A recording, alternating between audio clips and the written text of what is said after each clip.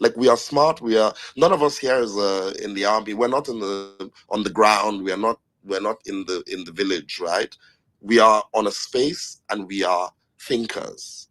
And we cannot be speaking like ignorant people. We have to be speaking like thinkers. Because unless you're going to take up a gun and go to the bush, okay, do it. But if we're talking, then we're engaging in an intellectual exercise. And if you come to an intellectual exercise armed with anti-intellectualism, it's a bit, I would say, it's disrespectful to the conversation. All right, thank you very much, Mr. John, for your submission. As always, it's an open space. Everybody have the right to their own view. I would disagree with you. I would disagree with Mr. Yusuf, Mr. Baiki, Mr. Ola Ariwa, and Mr. Nka, and everything. We are all here to learn. We're all looking for a solution, right? So I do not want anyone to feel bad because they feel that they're being pushed to the wall, or perhaps they feel like I should be allowed to air my view. That's what the platform is. I shouldn't be allowed to air my view, but the platform is open to everybody to air their views. So as we continue the conversation, I would let me quickly hear from Ola. Ola raise his hand before I go to the next person. Ola, please go ahead. Hi, Mindset.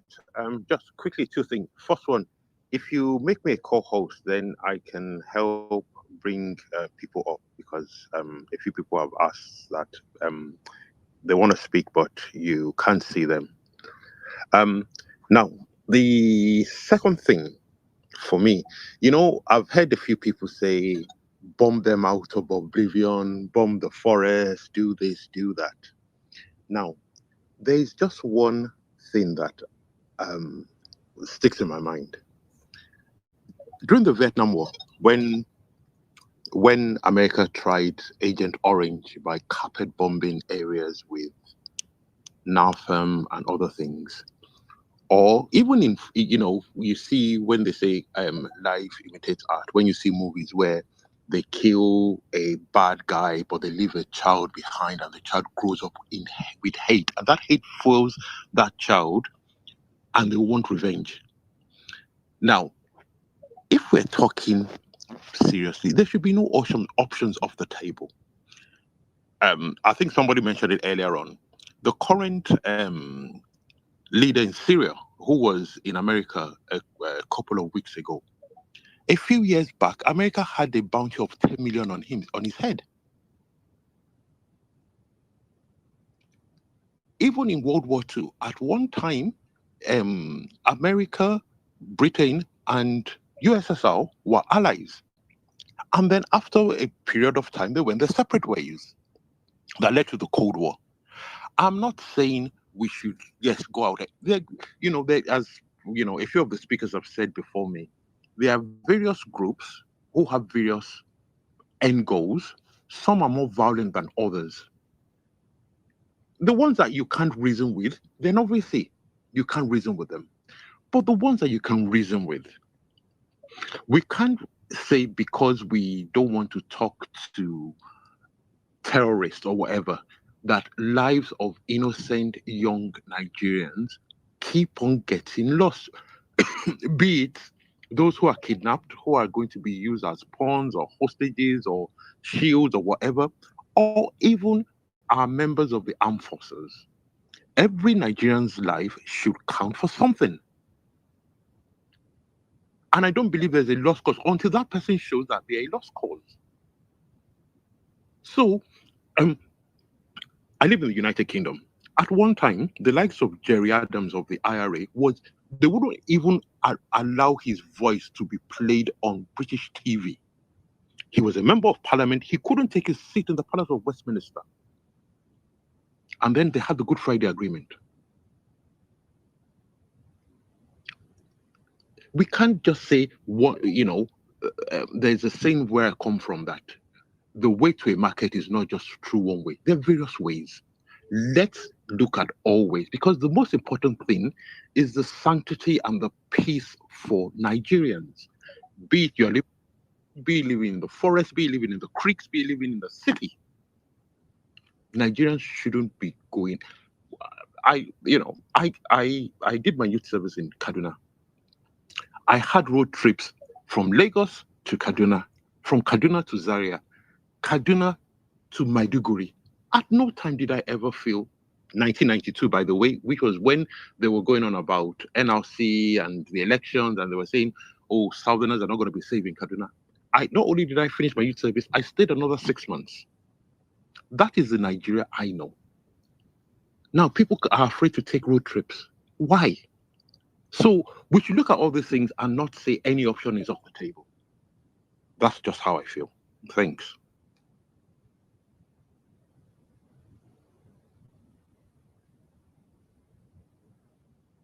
Thank you very much, Ola, for your wonderful submission. Now the co-host is happy to co-host this platform. So if you're struggling to come up, please try and follow him. That would help for you to come up as a speaker. If you're not comfortable with what Ola is putting out there in terms of his tweet, you can unfollow him. But if you're happy, you can continue to follow him. But the idea is just for you to be able to come up as a speaker. Ola, please, if you do not mind, sir, can you have a look at your DM? I sent you a DM. Thank you very much. Mr. Yusuf, thank you, sir. Mr. Yusuf, you have the mic. Okay. You see, I am not an enemy of intellectualism. I am an enemy of a kind of intellectualism that basically creates an enterprise out of insecurity and sustains it rather than brings it to an end. I don't know of any example where this kind of thing that we are proposing for Nigeria has ever worked. And speaking about emotional, facts are not emotional. It's a fact that for decades, at least when the use of this sophisticated weapons and this massive casualties began in the Middle Belt, we have always known the casualties. We have always known those people in the mass graves. They've been the Christians. It is the Fulani Islamist militia that carry it out. The concept of it being a genocide did not begin today. The idea of negotiating with them also did not begin today. It began with Nasir El-Rufai making it a national conversation, and proudly so, of how he went outside the country to do so. Exactly why he was not charged for treason, I don't know. A sitting governor could actually has the responsibility of using taxpayers' money to reach out to armed groups from across the border in the name of compensating them. So you can't, on this space, be more intellectual in that regard, quote and unquote, than Nasir El-Rufai, because he had a lot of international people that played that game for him, where much as people were being killed in Kaduna, the story the international community was listening to was different. It was all about those who complained they were just being emotional, they wanted brown envelopes and blah, blah, blah. So we are in a situation where it looks as if we want to manipulate each other into either building some measure of sympathy for terrorists and creating an enterprise of conversation around terrorism and sustaining it in a certain way where the state begins to pay for the peace. And paying for the peace does not mean basically fighting it. It simply means submitting and surrendering to terrorists. It doesn't really add up. And I will still emphasize again, the very moment any so-called intellectualism undermines common sense, it's just nonsense. That's just the truth of the matter. It's not being emotional. The mass graves are not emotional. The sophisticated weapons are not emotional. The mission and the aim of the killers, which is Islamization, is not being emotional. We have to be realistic. And I will always, at every time, stick to common sense, because the entirety of our logic as creatures made in the image of God begins from the mundane to the supernatural, and we can't bridge, the gap. So I can't say to you, there is a problem, and then, of course, there are options on the table, and all of that. If we so deem that these are the elements that are destroying us, we should intellectualize how to put an end to it. A situation where we hope to mainstream terrorism such that we begin to look at them, the ones we can reason with, let us reason with them. The ones we can't reason with, let's not reason with them. And we keep saying what basically made them do what they are doing. We are looking at a problem, but we don't want to deal with it. An example is you are looking at people are in a relationship, one party cheats. The other party sees every sign of cheating. but the other party hasn't admitted openly. So he keeps going on and then hoping for somebody to say that. So there is something that is just not logical about wanting to entertain terrorism on a table of conversation. If the US went about intellectualizing after 9/11, I am sure you would always have such kinds of attack on US soil. If the Jews went about intellectualizing after October, the October attack, there would still be more of those October attacks happening. Why do you think Boko Haram came alive again after they killed? It was not because of the people that were killed. It was because there were people in government that were also supposed to have gone the way of the foot soldiers, but they were left because they were in government. That basically is the problem. So if we will intellectualize it in that sense and make us understand that the guy, the foot soldiers are such because there are people that have been championing sympathy for them. There are people that have been sabotaging the efforts to eliminate them. There are people that are trying to mainstream them into the normal life of Nigerians, where basically they wake up and then it looks as if use a lot of money to pamper them and all of that. That's not intellectualism. That basically is sympathy for terrorism. That basically is creating an enterprise out of insecurity. And that basically is it. So we should look at it that way. It's not emotional. There is no sense in basically spending all of your time intellectualizing about a group of terrorists when you don't understand what's happening to the victims. And then the moment you make reference to the killings, the people are suffering, somebody wants to manipulate you by claiming that it is you are being emotional. Whether you like it or not, everybody is emotional. And that basically is how I would end. Thank you, myself, for the time. All right, thank you very much, Mr. Yusuf. Okay, Mr. John, we do have a new speaker, so I would allow you to speak, but let's be very mindful of time and requested as well. You have the mic, sir. Yeah, I'm not going to be long. Actually, just two things. I think, like, it's a bit disappointing to listen to Yusuf. I think you're more intelligent than what you are, how you're sounding.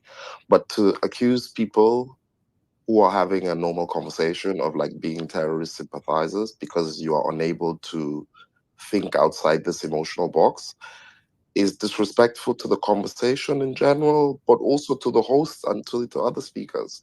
You know, if this is your go-to argument, if somebody disagrees with you, that you say, you are running cover for terrorists, right? It's weird. Like, I'm from Kaduna, I'm not Muslim. I have also suffered from this. We've had property be destroyed, relatives being killed. You are not, you don't suffer more than me. You are not a bigger victim. So you have no excuse to like be disrespectful like this in the conversation. You're also not bringing anything to this conversation. Like it's sad because I know that you are capable of more than this kind of ignorant framing. I know it, but I think that you're doing this. I don't know why you're doing it, but like to say we are running cover for terrorists is such a weak and low level argument. We've been talking about actual actionable points here, but your go-to is it's nonsense because you're running cover for terrorists. It's lazy, it's ignorant. And my final thing is, yes, in fact, there are many places outside Nigeria where this has been done. I will just list out a few. First, we have Northern Ireland, British government and the IRA. How did they deal it? The deal included prisoner releases, decommissioning of weapons, and a new power sharing government. In Spain, the government and the Basque separatists, right? They were terrorists in Spain. How did they deal with it? They were talks. Colombia, the government and FARC guerrillas, who were on EU and US terror lists for years, right? They had formal peace negotiations, and there was a final peace agreement in 2016. The Philippines, where the government and the MILF Islamist insurgency, right, the Moro Islamic Liberation Front, after 17 years of negotiations, they signed a comprehensive agreement in 2014. And in exchange for disarmament and demobilization, they got some kind of structured political role, right? So first, your thoughts are based on like ahistorical things. This emotional, your soft voice doesn't mean that what you're saying is less offensive. I think it's really, if you want to have a conversation, have a conversation. But to just simply go back to say anyone who disagrees with you is running cover for terrorists is really disappointing from you, Yusuf. I just have to say that. Really disappointing and low. Thank you very much, Mr. John and Mr. Yusuf. I try as much as possible to listen to both of you. And the most important thing here is that, both of you have been part of this platform and we all know how things work here. We cannot disagree, but, the name callings, I believe wholeheartedly that we know that, it's not acceptable on this platform, right? And I was hoping that we can throw the line and we continue the conversation. Yes, it's quite a very sensitive topic. And sometimes we are humans. We have the right to be emotional. Sometimes I cry and sometimes I laugh, and that is why we are humans. But we are trying to find a solution. Please, thanking everybody on this platform. Let's just tone it down with the name callings. I disagree with mindset. Why do I disagree with mindset? I believe that A supposed to be B, and he's saying B is A. I'm not going to say mindset is mad. I'm not going to say mindset is this and mindset is that. Please, let's just try and tone it down a little bit and continue the conversation. I hope we can do that, and I believe we can. But thank you very much, guys. If any word that has been said that anyone feel offended, I'm gonna tell. I think I'll go back and listen to this. It's recorded. So let's please tone it down and continue the conversation. Thank you guys for being part of the platform. I can see DG. Sorry, somebody got, type it. Yeah, sorry, it's me. We've got Motala, Dr. Musti, and DG in that order. Okay, so then let's go to Motala. Motala, you have the mic. Good evening, sir. Yeah, good evening and thank you. It's been quite a charged conversation, and thank you for really pushing the fact that intellectual conversation is super needed. Knee-jerk reaction is not going to take us anywhere. We need a holistic plan, and it's not just going to happen by just waking up and thinking that bomb them would solve it. So I just want to make some comment, and I'll try as much as possible to be fast. First, I want to say it's quite disheartening to listen to you. So, tries to stretch the definition of what he describes as Islamist action. It's quite disheartening to see how he's stretching it, and even attempting at a certain point to link what's happening in the North Central and the North East. It's like seeing the river Niger extends to Adamawa. You can say that instead and finding justification for that, but we know that what's found in Adamawa is the river Benue. Secondly, also, so what do we say about the fact that there are Christian population within the Fulani community? Is it that they don't matter in this conversation because we have a certain narrative that we need to push? And then also the other part I want to talk about is that nobody talks about the Fulani communities that have been killed, that have been massacred, that their Gugas have been destroyed for committing no crime. And some of these dates back to decades in the past. Nobody talks about them. Nobody talks about the Hausas who have been killed in the North Central for committing no crime. As someone like me who has lived in the North Central, I have known people who have been killed for committing no crime, for simply being from an ethnic group, and that's the justification. I know a lot of people who have lost properties. Even my grandfather's house was destroyed. So it's not just it's a failure of the Nigerian state. And then also I want to speak about the fact that when people keep talking about like there's a crime plan by the Nigerian state to Islaminize, it doesn't make sense. And to also insinuate like the military isn't doing enough. If you go to 44 Grand Floors Hospital in Kaduna and you see the number of soldiers with different types of amputation, and they listen to what you're saying, I'm sure their heart will bleed because they have given all they can to secure this country, and this is what we say about them. And so I'm just going to give you a piece of view on what's happening in the Northeast. We have done a lot in the Northeast. Part of the effort in the Northeast included what is known as the non-kinetic interventions through what is known as Operation Safe Corridor, which led to what is known as the radicalization program for low-level Boko Haram members. Now, what is meant by low-level Boko Haram members are Boko Haram members that have not committed certain level of crimes. Those who have committed high level of crimes are quickly sent to what is known as the Kainji Center, where they undergo trials and charges related to terrorism. However, low-level members are then processed towards Operation Safe Corridor. After the fall of Sambisa, over 100,000 people left Sambisa and rejoined the Nigerian state system, and then they got integrated, and only about 10% of those numbers were actually competent. They went through what's known as a Bono model. Now, just imagine if, let's say, 5,000 people who are potential manpower for Boko Haram, leaving Boko Haram and staying in government areas. That's 5,000 fighters not available for Boko Haram. Now, imagine the women, their wives, their families who also left. That's a, let's assume over 50,000 have left. That's a huge number of people that will have helped sustain the insurgency that are no longer there. These are part of the successes in terms of the non-kinetic intervention. There's a lot of conversation around the kinetic effort. Why are there failures and setbacks? That's an entire different conversation that looks into things like availability of equipment, how the military is stretched, because the military is doing several law enforcement. The military is currently deployed across the 36 states plus the FCT, conducting regular policing operations. So this has stretched the military and made it difficult for it to do other things. We also know that there's a huge investment deficit. However, the military today is far better than what it used to be in 2016. The military is capable and has conducted very degrees of operations, some of which has led to incredible successes.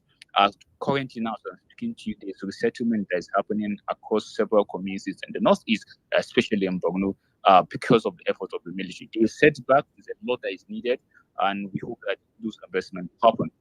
And then when we look at the northwest, the issue with the northwest, and I've had a lot of conversation around Gumi, your mindset. Oh, sorry, it's an indication. So if you can round up, because we have a lot of persons requesting for the mic, and we have new speakers as well. So thank you. All right.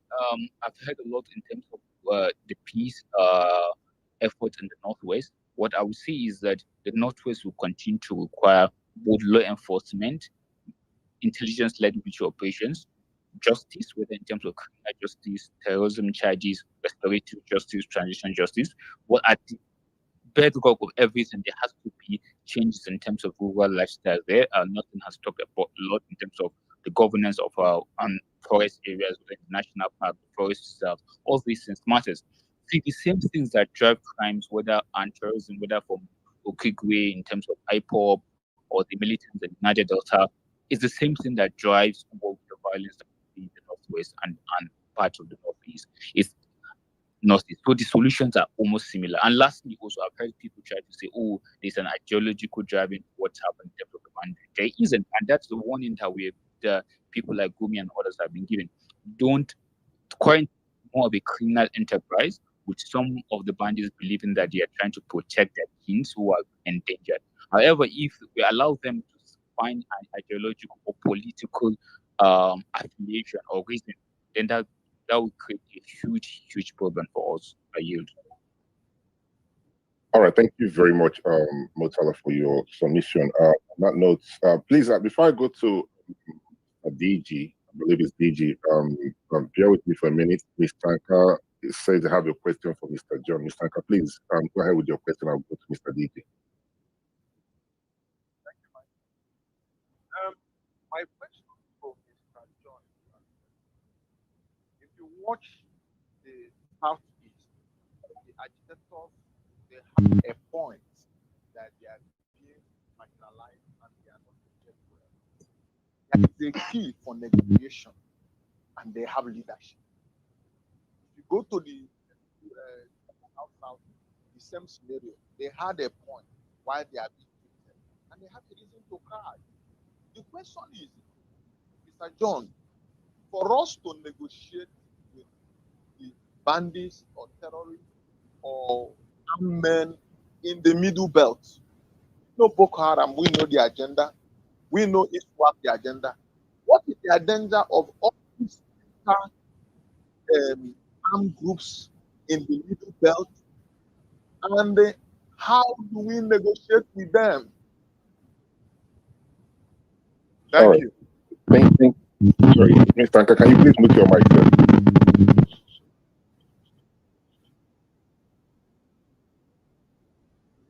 All right. So, Mr. Didi, please, if you do not mind, can we allow Mr. John to respond to that question? Mr. Didi, then we'll come back to you. Yeah, please go ahead. Great, thank you. Go ahead, please. Thank you very much, sir. Mr. John, you have the mic if you would like to respond to that question, sir. Please, can they just restate the question? I'm really sorry. I missed some part of it. All right. Should I go on my set? Just quickly restate the question. I want to just get the proper context. Yeah. What I said was, if you go to the southeast, they have a driving force that they are marginalized and they have been treated bad for a long time. And that is why they are agitating. And they have a leadership you can approach. You go to the south, the same thing. When you come to the north central, all these splinter armed groups, what is the agenda and what are the key points for negotiation and who are their leaders? This is my question. How do you negotiate with them? Okay, so first, I'm not the spokesperson, but that's just what I can say. But I would say that in understanding the groups, right? Like remember we talked about the National Park Service, right? And how access to these forests have allowed these things to like fester. First is that you must deal with the issues that allowed that to happen in the first place, which is lack of rural development, which is, you know, open, wide, ungoverned spaces. Like if you go and blow up that, kill them and leave, people will just go back to the forest, right? So yes, there's the big issue of we're talking a region that has 10 million children out of school. We're talking a region where Fulani people who used to have cattle no longer have cattle. Their livelihood is completely lost. There's already a history of militant groups that exist in the region. So of course it's easy to recruit these guys. And yes, there are people that you can talk about. So for example, in 2014-15, when Nasser, you know, was dealing with the Fulani people, right? Some of the issues they had was, oh, we're moving our cattle through Bereningwari. So and so people destroyed our cattle. We need payment. So it's not as if they're faceless. They exist, they can be talked to, but the problem is that all of our politicians are dishonest. All of the people negotiating with them are dishonest. There are people behind the whole thing that need these groups to exist so that they will have manpower for their little wars and battles, right? So we are looking at a multi-level problem where the politicians that you are asking to solve the problem are part of the problem. So it's not just that there are these insane Fulani people in the bush threatening to destroy the whole of the country.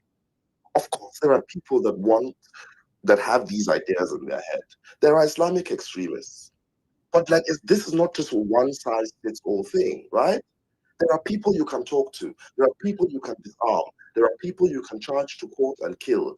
There are people you can kill that you only end by killing them in battle. But you need intelligence. You will not get intelligence on the ground by just going to the forest and shooting. You need to gain the trust of the rural communities. You need to put roads, schools, hospitals in those little villages so that people, when a Fulani herder comes to his brother and say, let's go into the bush with the forest, the man will say, no, now why would I go and stay in the forest when I have school here and I have hospital? Why would I stay with you in the forest in that dusty place, right? But what is the alternative? Your politicians are the first problem. They are the ones funding this a lot of this thing. They need this problem to continue. But now the problem is it has gotten out of hand. They can no longer control these guys. A lot of these politicians paid for these weapons so like I said, they buy food, they buy water, they buy fuel. How are they buying this fuel? They talk to people. So the question is, have we found out ways of cutting off the supply, for example, of food, or not like starving them, but like finding out who's supplying them with food? You do that with intelligence. Who's supplying them with fuel? You do that with intelligence. Who's supplying them with fabric? You do that with intelligence. Who's supplying them with weapons? You do that with intelligence, right? Who are the politicians that are doing it? But we are a dishonest government. We're dishonest people, and that's why. Yeah, sorry, man. Mr. John, if you want to round up quickly, don't just drop the mic. If No, you're no, rounding I'm up, done. just I'm round done. up. I think I've talked enough. I don't want to keep going round and round. So thank you very much. Thank you very much, Mr. John. Please do stay with us. Got a number of persons have a question for you. On that note, we go to Mr. Musti, Dr. Musti. Okay, Allah, I can't see Dr. Musti. Who else do we have? It keeps on coming on and dropping up. It's DG next.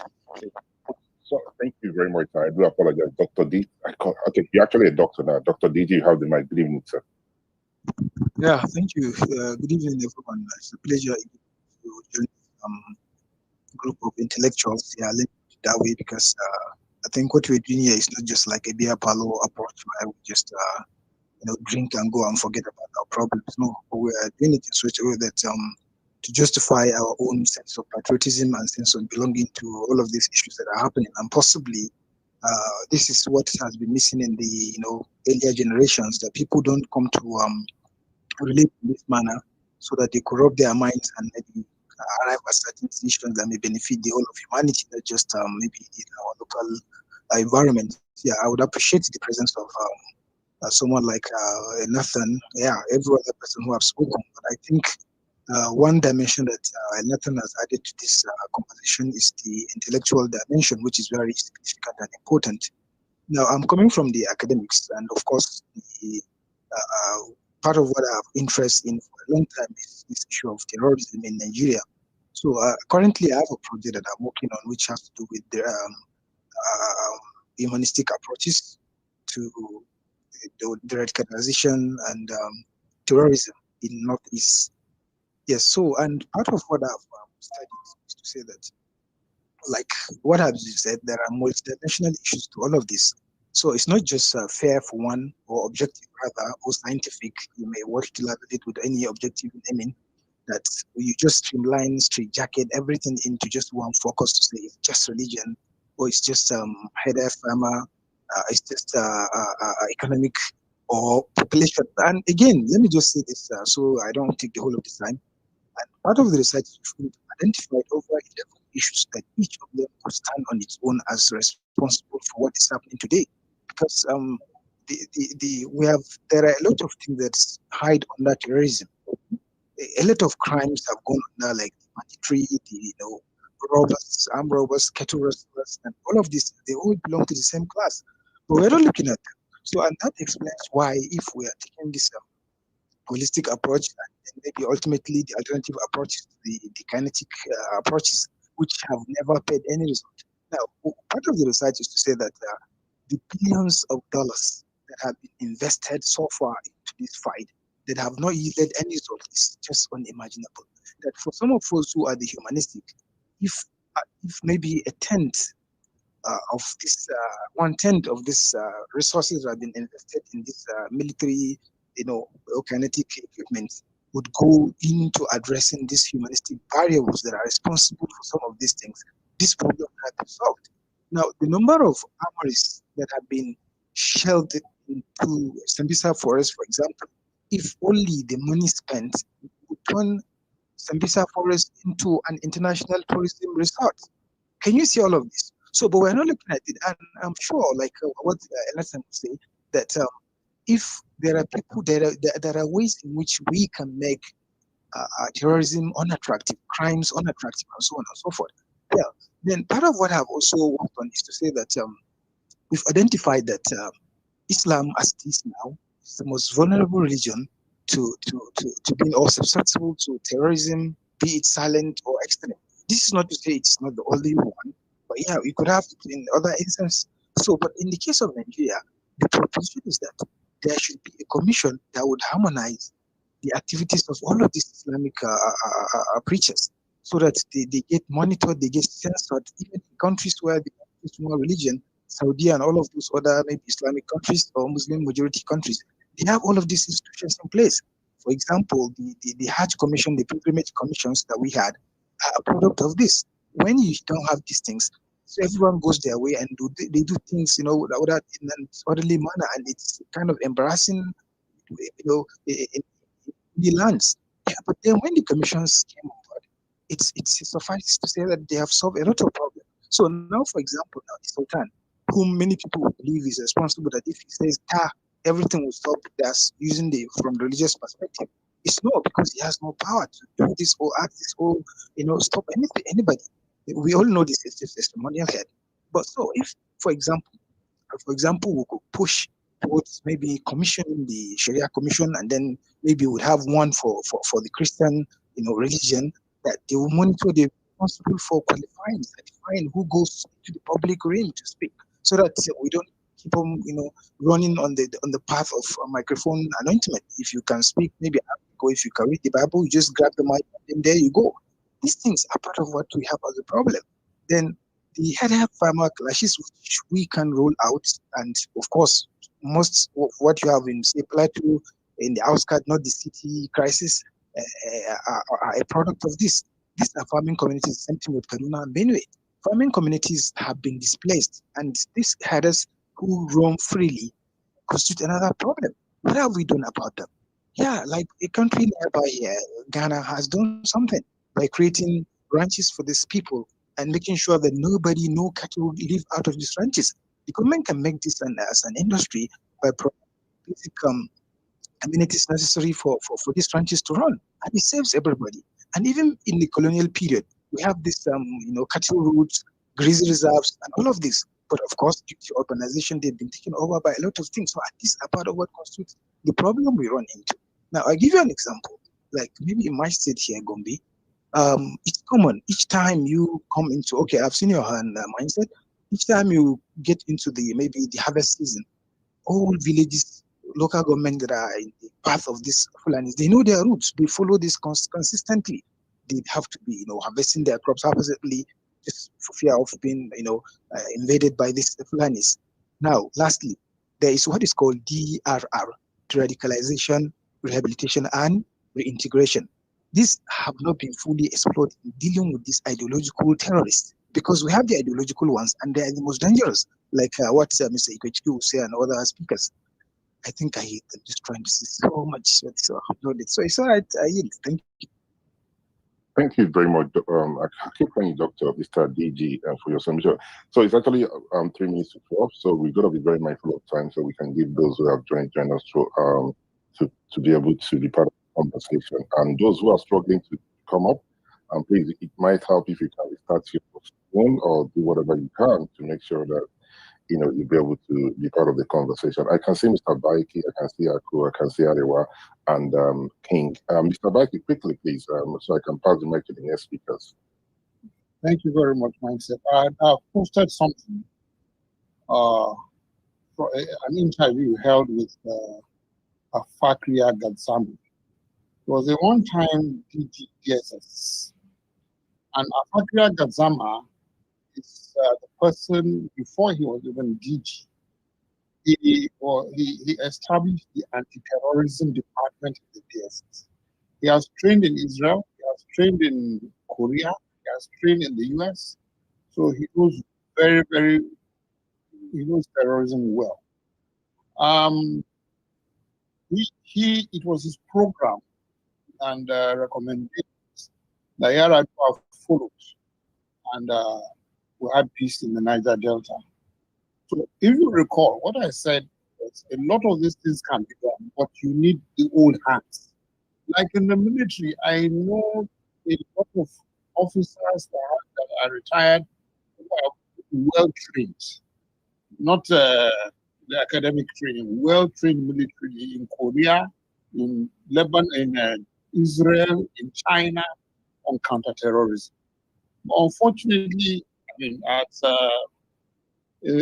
let's say when after handing over to the civilian government, a lot of them had to go.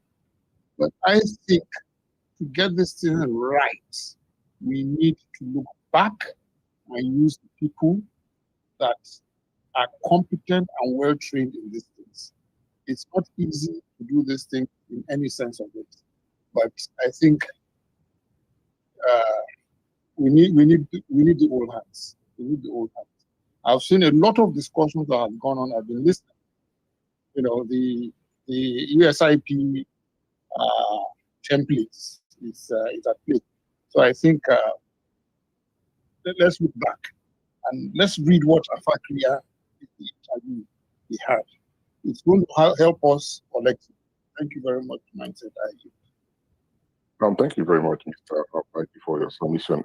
Okay, I think I can see Aku raising his hand. I'm very pleased to say we have been joined by Barrister Effiong. Aku, please go. Sorry, Mindset. Okay. Okay. This Dr. Every time I bring him up to add him as a speaker, he comes up and he seems to drop off. I don't know if he can speak. He can see it now because he's saying, Dr. Musti, I don't know what's going on because he feels we don't want to bring him up, or we are bringing him up and he's being brought down, and that's not the case.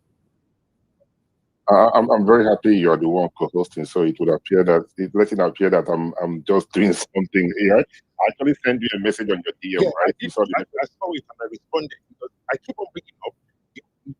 He would tell me there's an error adding I am Musti, but I don't know what to do because he feels like, we're trying to stop him from speaking, and that's not the case. Thank you very much. At least you can see that it's not from myself, neither is it from you. But thank you very much, sir. Okay, let's go to Kodena. Please, any other person, those that just joined, if you want to speak, please do raise your hand. I'll go to Aku. Malam, I can see you're here, but you have not raised your hand yet. Aku, you have the mic, and Mr. Effiong, Mr. Effiong as well. Aku, please go ahead. I said, thank you very much. I mean, I've been on space and I was just laughable to see how some of these things the narratives are gradually trying to be changed, and Nigerians need to be aware of some of these things. First off, the issue of Niger Delta, the guys had things in mind, the reason why they were agitating. Did they go about killing people in the name of doing that? Right? They never did that. So if you're telling me that these guys have their own agitation in mind, why are they killing people indiscriminately? Why are they not targeting, mining places and shutting it down and making it like, look, okay, we have our plans, we're shutting this mining area down and until the government, talks to us. Why are they turning on innocent people and killing them every single day? Why are we not calling them what it is, terrorists, instead of calling them farmer header clashes or bandits? What kind of nonsense name is that?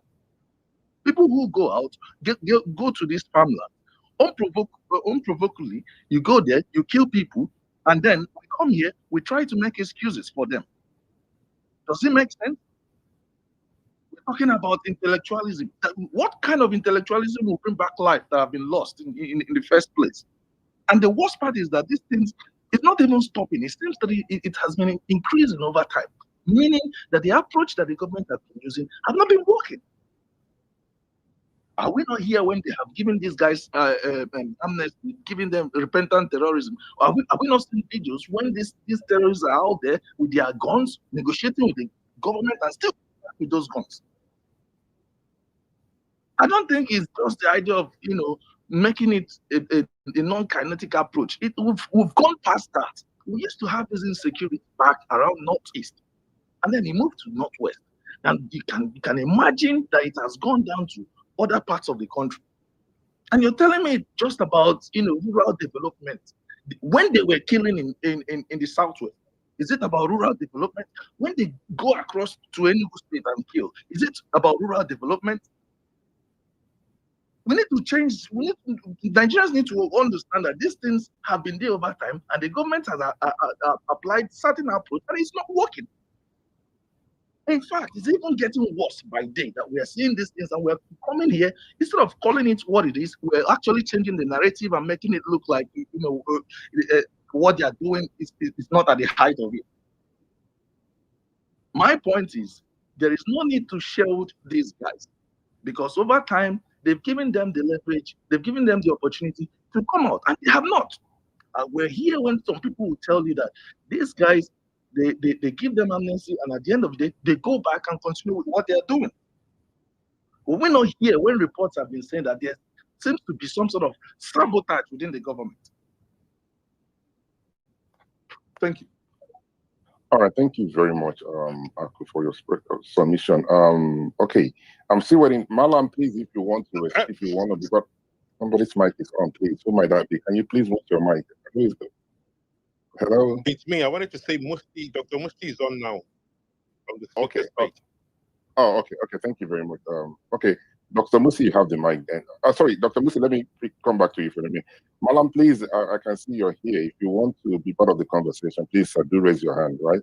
Dr. Musi, you have the mic, sir. All right. Good morning, good afternoon, good evening, everyone, depending on where you are at the moment.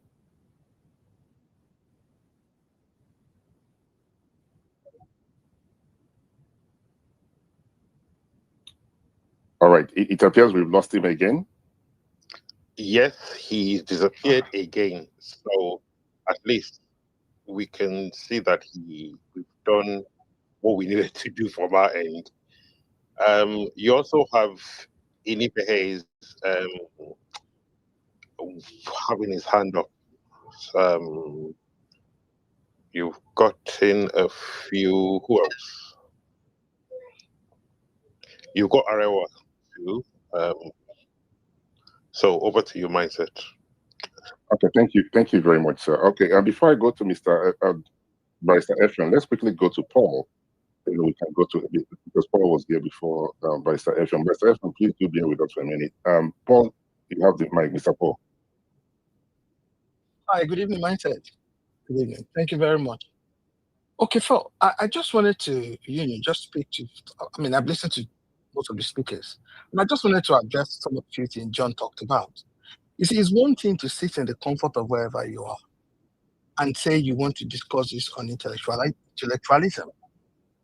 And one of the things I've heard people say is these issues are multi-dynamic, multi-whatever. What is multi about people killing people? What is multi about people going to people's farm and killing them, attacking churches, attacking innocent people? What is multi-dimension about it? It's sickening when I hear people come up and say intellectualism. I heard John talked about the defense of criminality. I have not seen anywhere in criminal. I'm a lawyer myself, both in Nigeria and in the United Kingdom. I've not seen anywhere where poverty is a defense for the commission of an offense. It's sick. I keep saying I'm from Benue State. My grandmother died in my state. I can tell you the only place she went beyond my state would either be Abuja, where she went for to the hospital. I can tell you by this standard she died in poverty. Why should we allow certain people have the privilege or extend grace to certain people that they lack basic things? Don't other people lack it? And I hear people say, "Oh, I'm from Kaduna. I'm from this place." If the fact that you're from the north doesn't make you a spokesperson for this issue. Also, people say, "Oh, I'm a Christian. I'm not a Muslim." And so, people are killing people, and you're asking other people to extend grace to them. I've equally heard people say, "Oh, the criminals and these bandits and terrorists are the same thing." Okay, have you extended the same grace to armed robbers in the north, in the south? Why don't we extend the same grace to all the robbers in the southwest, in the southeast, or in the south-south? What nonsense is this? Certain people wake up and all they think about is how to go and kidnap. I have poor people in my village. Have they gone to go and be kidnapping people? No, they've not. The defense of saying lack of provisions of this, whose fault is it? If there's any region in Nigeria, and I say this with all some for sincerity, that can say, oh, they are backward, or they should have a reason to say, oh, educational right, it will be the eastern part of the country, because this particular set of people fought the civil war, and they had lots of both infrastructural, effect to that. To what happened to them? What happened to them in the north? What is all this? Oh, they don't have food, they don't have this, they don't have that. If we provide for them what? Are we begging criminals to stop being criminals? And I want to add this as well.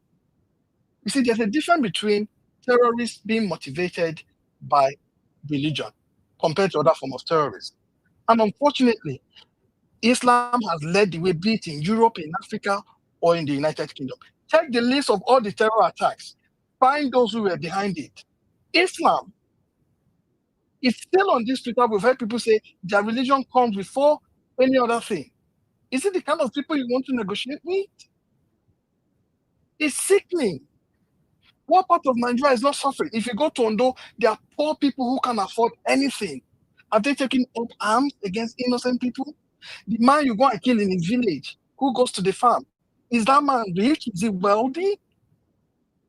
Okay, if you want to kill people, why not go to the politicians who have embezzled your resources? I mean, if you kill them, you can do away with their lot. Why must it be people who are poor, who can't defend themselves? It's sickening. Thank you, man. I can see your hand. So please, the idea that, and I've heard people say, "Oh, I'm not holding brief for them, but if you do this, is this what the terrorists told you? If the terrorists have told you these are fine, I can take your word for it. But you don't sit in the comfort of your home and assume that you know the mental state of people who are committing these atrocities, putting the name of Nigeria in a very bad light every single day. This is so sad. Thank you, Mindset. Thank you. All right, thank you very much, Mr. Paul, for your submission. It's getting a little bit heated, but the good thing is that we are completing ourselves very well.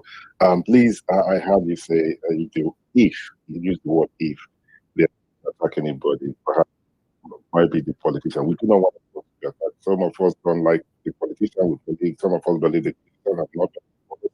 But, you know, in Nigeria to be attacked, be the politician, be it myself, be it anybody, right? We must, as a people, come together and find a way to get rid of this cancer called terrorism in Nigeria. Thank you once again, Mr. Paul. Malam, you're still here. You have not responded. You have not raised your hand. So let it not appear that we have just abandoned you, right? So if you would like to be part of the conversation, kindly raise your hand.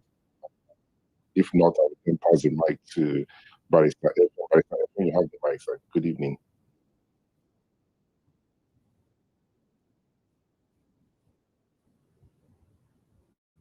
Okay, is it from my end? Can anyone hear him?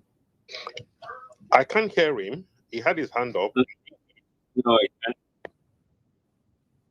Is he still in the speaker? Because I can't even see him in the speaker section. I can see him on the speaker section, Okay. but it keeps on coming up like he's muted, and it goes up and comes back on. Oh, okay.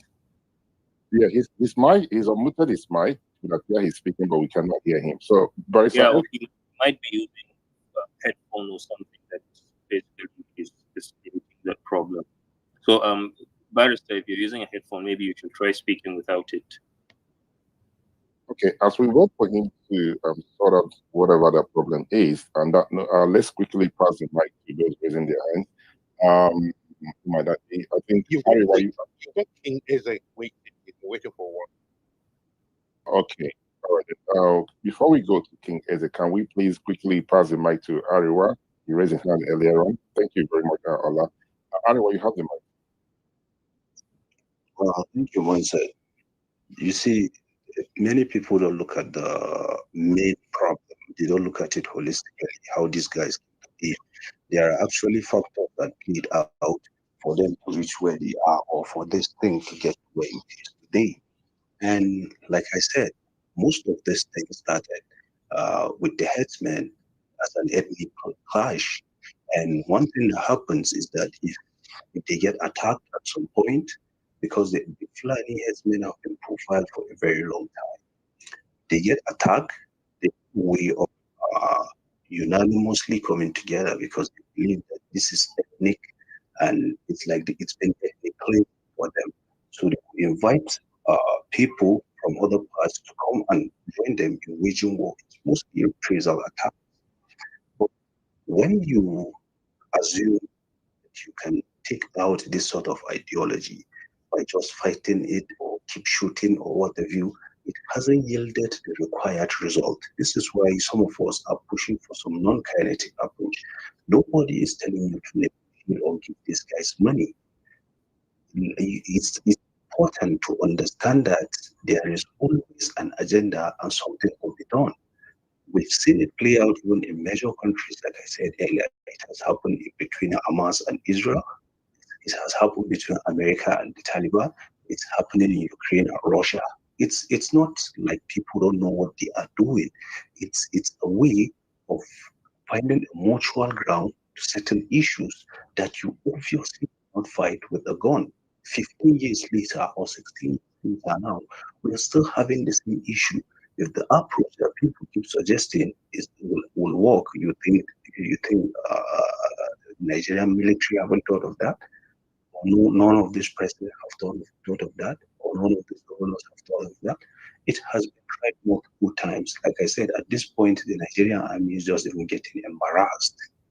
So you need to understand the root cause of this thing. That you cannot take somebody's livelihood, somebody who has decided to isolate himself, like the headsmen now, who then look forward to help from you when the time when cattle rustlers were at their peak, and then you come in and you just shoot any of them. People just see a Fulani headsman with cows or anything, and they just automatically assume he's terrorists. Even some of us northerners that are speaking have tagged as terrorists. So there is an up, and these people feel like the only way they could be heard is to instill fear. And how do they go about it? Is to be brutal in their own way. So when we are calling for a non-kinetic approach, people need to understand that it's not a foreign practice. It has been done in countries that are more sophisticated in terms of military firepower or what have you. But you don't kill an ideology easily. You try to reverse the thought of an entire population or majority of them from the grassroots to the point at which you can have as many of them on your side to neutralize the few and who didn't get the point. So once you have keep on trying and trying and trying and nothing is coming out, these guys are just getting stronger and by the and like I said when we started this piece, Donald Trump, when he came into power, the major issue he had is the information came out that America was sponsoring Boko Haram. So how does that make sense to you? Because you cannot trust America on the fact that there is a Muslim genocide, and then you will say that they are wrong with saying that America or the past administration was funding Boko Haram, which is which. So whatever way you look at it, there is a different thing that is playing out aside from the characters that these guys are portraying.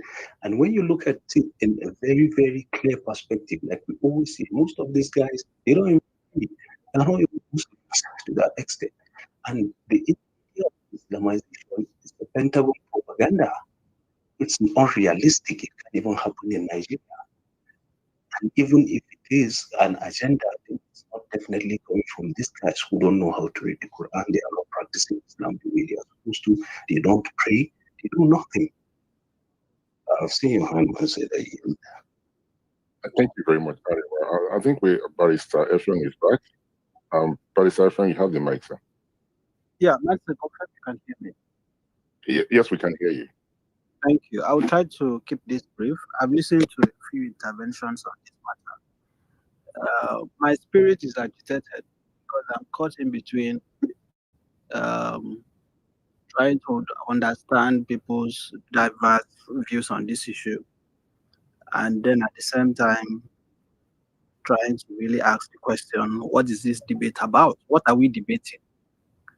I can hear a strong voice for non-kinetic strategy. What does that really mean in the context of this conversation? What is the non-kinetic? Okay, we go to Sambisa Forest, we go to the communities in the northern part of the country where these terrorists are operating freely. We ring bell and then ask all of them, come out, surrender your arms. We are going to build schools for you. We are going to empower you economically. We are going to bring development to your communities. Or we want to reintegrate you into the society. Who say those are the solutions? Who say that is going to work? I don't think for me, the way I look at this matter, what I see here is that the Nigerian state has embraced terrorism. The reason why we are having this conversation is because the government is neck deep in the terror that we are seeing. So I think we should be careful in the solutions we are proposing with profound respect to everyone. Who is guaranteeing that? What non-kinetic? Will it be more non-kinetic than the one Buhari did for 8 years? Why are we not saying non-kinetic for the people that are killing people in the East? I've not heard any agitation call for non-kinetic strategy in the Southeast, where even the agitation has a bit of human face in terms of tracing the origin and the leadership. What is the non-kinetic strategy that we have to? I think we should be very specific. Because if the argument is about development of communities, every part of Nigeria should be up in arms against the Nigerian state. I come from Akwa Ibom. They are part of my state. Despite the oil that we have, my state contributes significantly to the resources of our country. There are communities in Akwa Ibom today that are not motorable, despite the resources that we have. So people in those communities should take up arms and start killing people at random. I don't think that is going to work. In any event, we are dealing with a country that is still struggling with very basic issues of accountability and governance.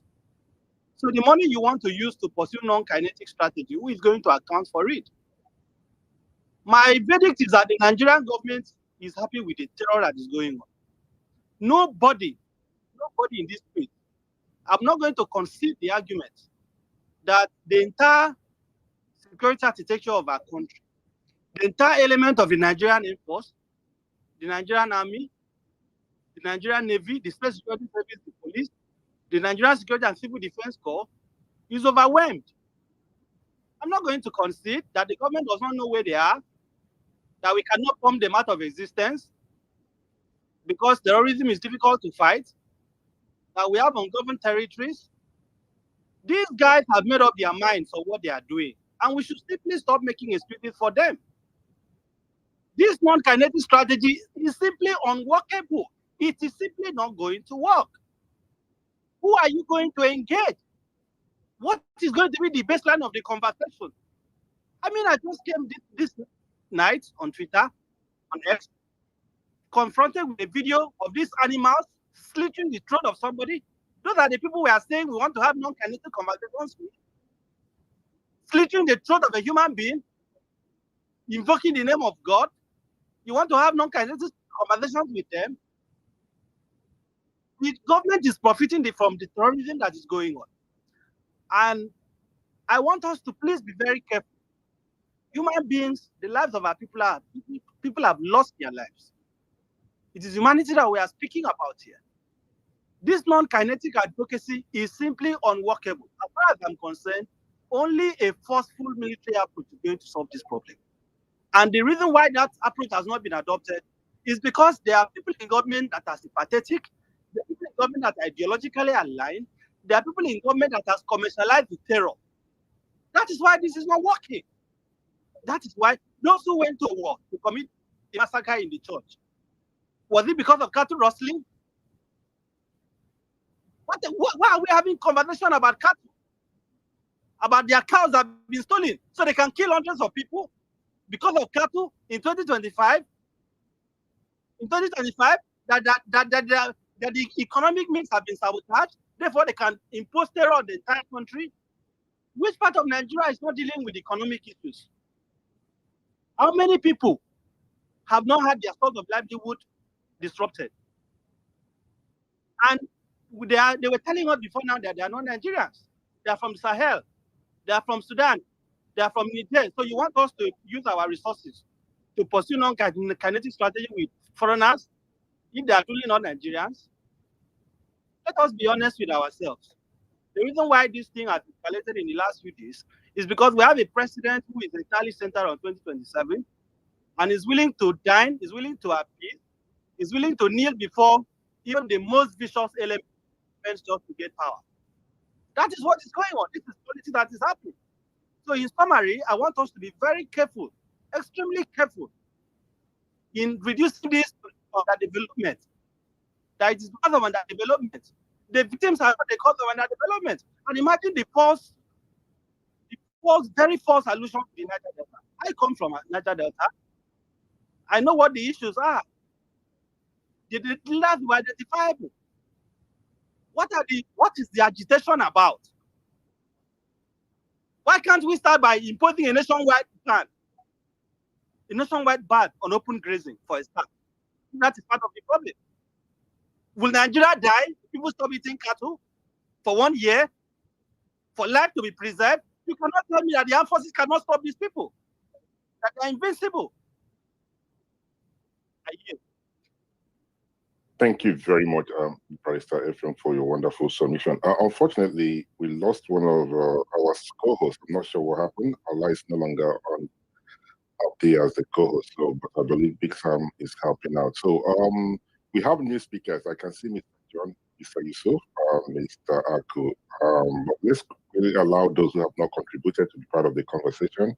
And I'm pleased to say we have been joined by Professor Chika Dikano.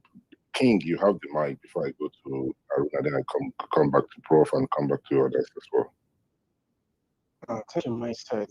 Good evening to you, good morning, and good afternoon to everyone.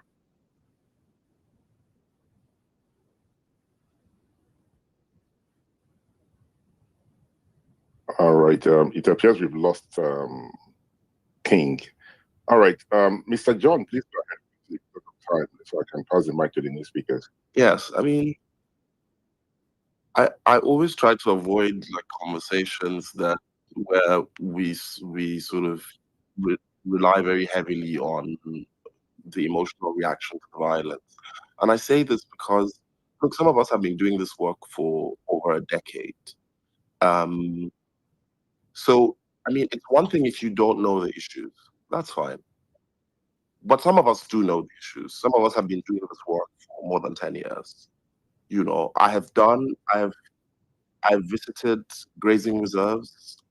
I have attended conferences with Mieti Allah. I have listened to actual people who are in the bush who say this is what is the issue, right? So if we don't know the issues, that's fine. But you cannot say what are they agitating for. Of course, they're not faceless. They're people that we know their names, we know what forest they're in. One thing Inibe Efyong is correct about is that the government is profiting from the situation. And that's the real reason why this is continuing, right?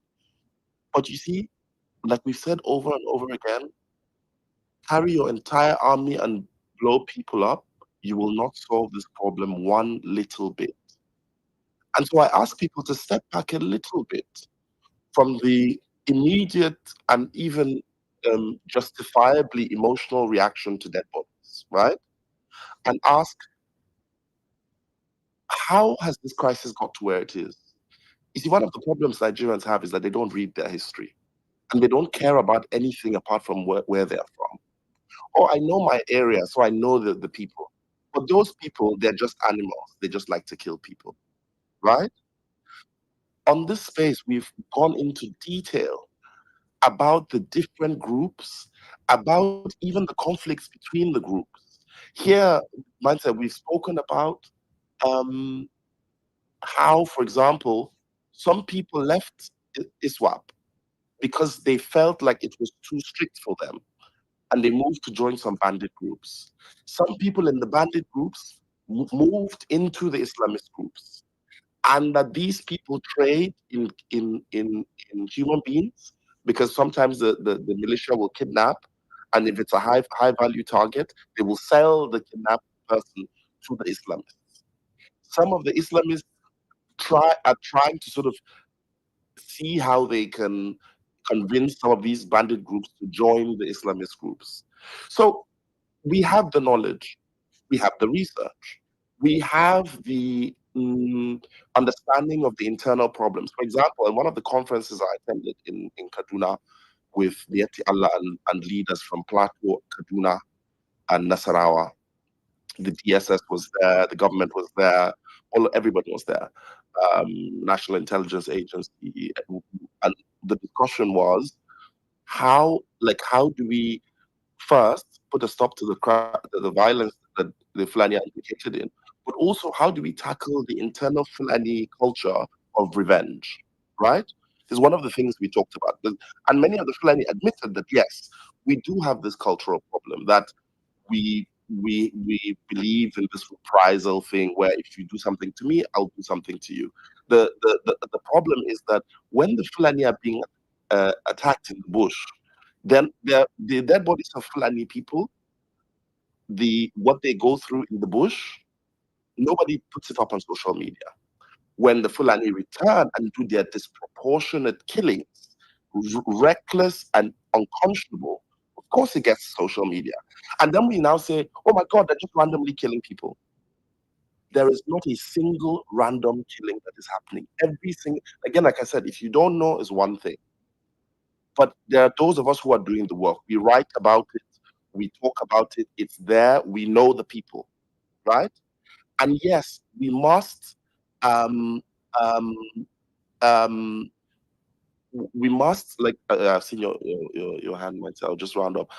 We must tackle the issues holistically, right? Those who need to be defeated roundly in direct conflict need to be defeated roundly in direct conflict. Those who need to be commissioned, who need to have their weapons decommissioned, need to have that. Thank you, Mindset. Thank you very much, Mr. John, for your submission. Okay, we do have other new speakers. I can see Professor Chidi is with us. Good evening. Please do let us know when, or if you would like to be part of, if you want to speak, we can pass the mic to you, sir.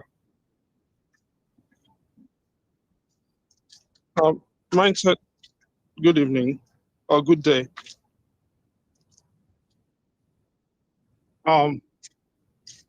Is that an invitation? I mean, you have the mic if you would like to get your views or tell your thoughts on this. That would be helpful. Okay, very quickly, because I'm listening on the road. I was actually trying to run, but something Arewa said struck me, and I'm glad I'm coming after Joe, because Arewa gave examples of Palestine, Afghanistan, and Ukraine. And I want to caution, just suggest that we step back, just to use the expression that Eljo used, because those are territorial conflicts. And you don't want to suggest that what is happening in Nigeria is a territorial conflict. So you want to settle it in the way historical Palestine is being settled, Afghanistan is being settled with its freed borderlands, with both, with all of its neighbors, stretching into the Afpak territory, or indeed in relation to Russia's historical claims over parts of Ukraine. What you're saying, in effect, is that whoever is doing this has territorial claims over Nigeria. That becomes something fundamentally different. If that is so, otherwise you may want to clarify, if not, those are not our models, without due respect. Secondly, and again, in the meeting that Nathan was talking about, I was there as well. And I'm glad he framed this the way he does, because I think it's important that we also we understand these things are not new. So I want to provide some perspective. Number one, in 2011, President Jonathan, who was supposedly clueless, set up a committee headed by the late Ambassador Gajigal Timori, who was a long-serving NIA asset, to examine the Boko Haram situation. Before that, Marshal Kenneth Dike, who became Chief of Air Staff at the request of President Yar'Adua, actually investigated Boko Haram in the context of counter terrorism before it became counterinsurgency. In 2009, the report disappeared, only 2 copies survived. 2011, Ambassador Gatimari produced a report. Ignatius Ayua, who was Solicitor General, chaired the White Paper Committee. There is a white paper on the Gajigal Timari report Amongst other things, talking about non-kinetic measures in Ibe, it recommended the prosecution of the masterminds of the origins of Boko Haram, who were identified senior politicians. Many of them are today in APC, by the way. And they were not prosecuted. Nothing effectively happened to the Gajigal Timori report. It is still there. In 2013, number 2, the new chair of the factional PDP, Turaki SA, chaired a presidential committee on the challenges of insecurity in the Northeast. They produced an extraordinary report, a report of extraordinary insight. They diagnosed the entire situation with reference to each of the 3 geopolitical zones in the Northeast. And they made extensive recommendations as to what to do. At that time, the Northeast had bedded into a counterinsurgency from anti-terrorism through counterterrorism to counterinsurgency. And that was beginning to happen as a result of the deployment of kinetic measures. You now had a displacement effect, and you were beginning to have a rise in the current violence, in what has become the current violence in the Northwest. And so they examined that transition with a view to recommending measures for addressing it and achieving some form of stabilization, at least in some of the territories of the North. And what that diagnosis is still there. It's classified. I've seen it. I have a hard copy but I don't have a digital copy. And nothing has happened with that report. The Nigerian state, of course, in the heat of all of that, elections, then in the heat of transitioning towards implementation, elections came, and then APC came into power. That report, not much has been done with it. And as we are looking at this,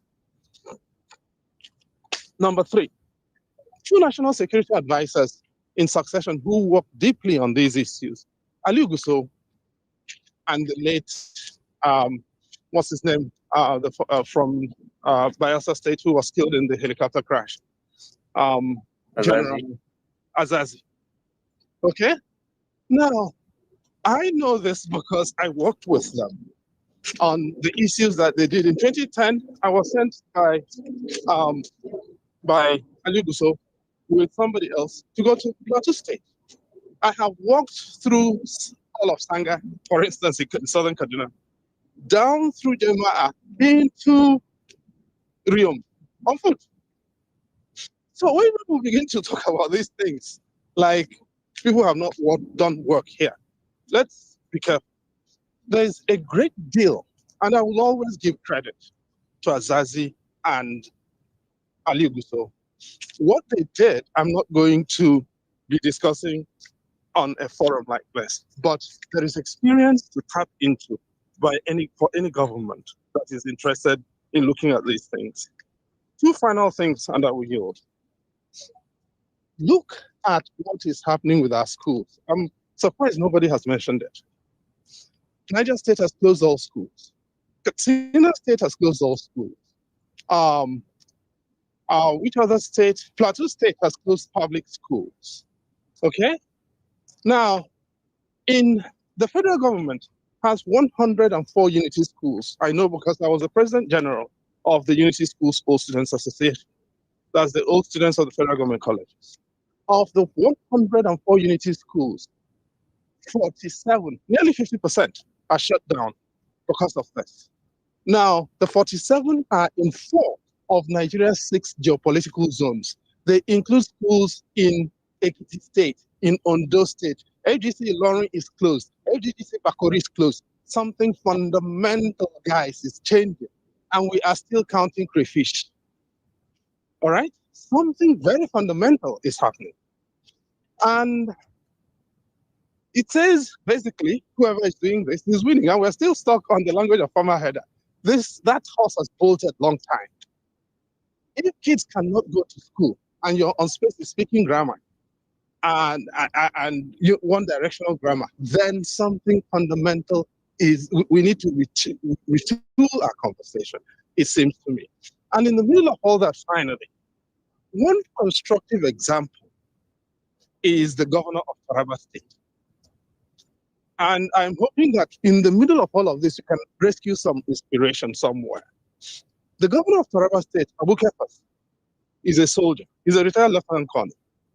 When General Musa was killed, on the day the news came out that General Musa had been killed, the vice president went to Kogi State to receive new defectors into APC. Governor Kefas was due to defect the following day. All arrangements had been made. The stadium in the Jolly Army Stadium in Jalingo was ready. He cancelled it. He said the time was wrong. Where are the APC leaders to learn from that example? Because what we need here is not money. When you talk non-kinetic measures, and I've seen, by the way, I checked the TJPC in the Southeast, and I can tell you a lot that happened off record. When Abu Kefas heard General Musa had been killed, he cancelled his defection. Can we learn something from that? And one final thing he did, he closed down boarding schools and made all students day schools. That means what? You can mobilize community assets for the protection of children in transit to schools. And communities can get involved in helping with that. There is a new strategy. There is reason to begin to think strategy here.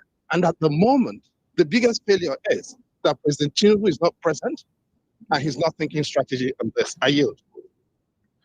All right, thank you very much, Professor Chidi Odinkano, for your wonderful submission. Always a pleasure having you on the platform.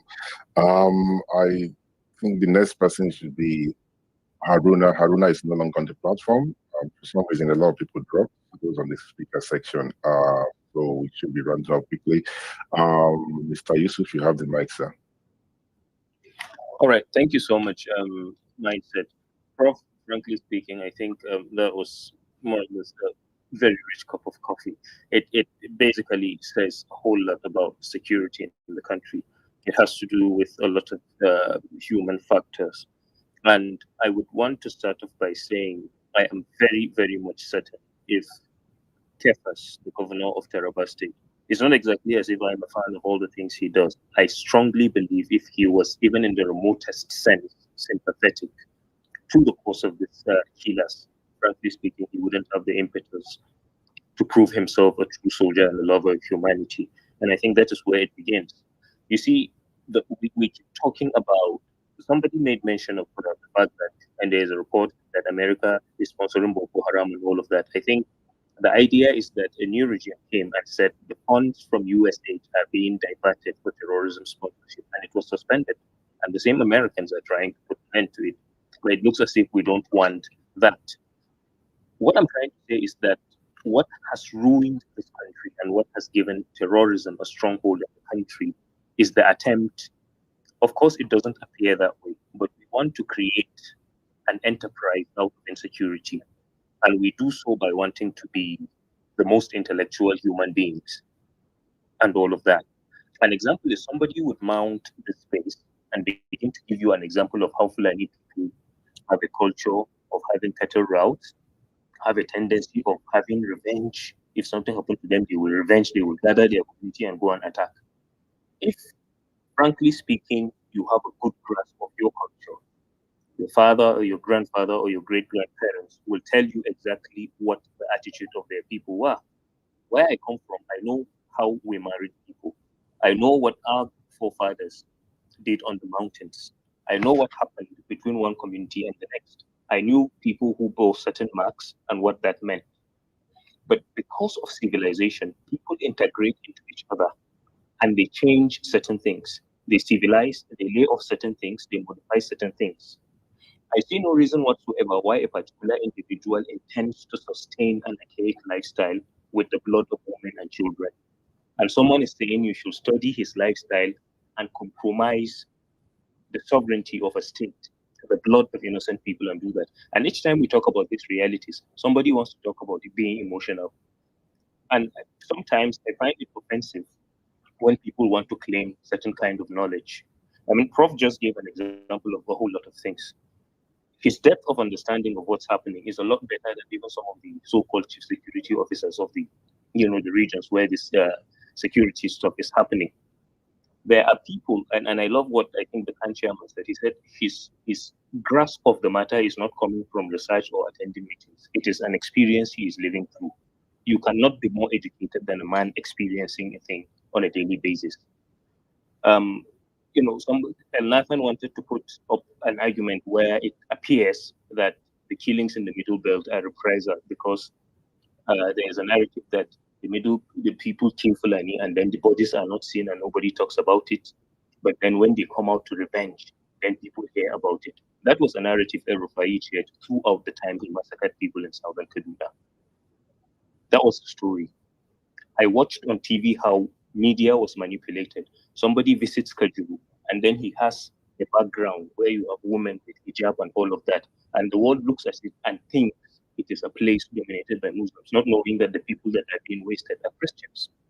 We watched all of these things. We watched how successful such kinds of narrative were, and how it was possible that the massacre in Kaduna State, in southern Kaduna, which possibly is as bad or even worse than what you have in Benue and Plateau, went under the radar and people didn't even know it. And people kept sharing what the man was doing, especially those who were of the extremist inclination. So we watched all of these things and we saw those kinds of narratives. You go to a village and you kill 300 people.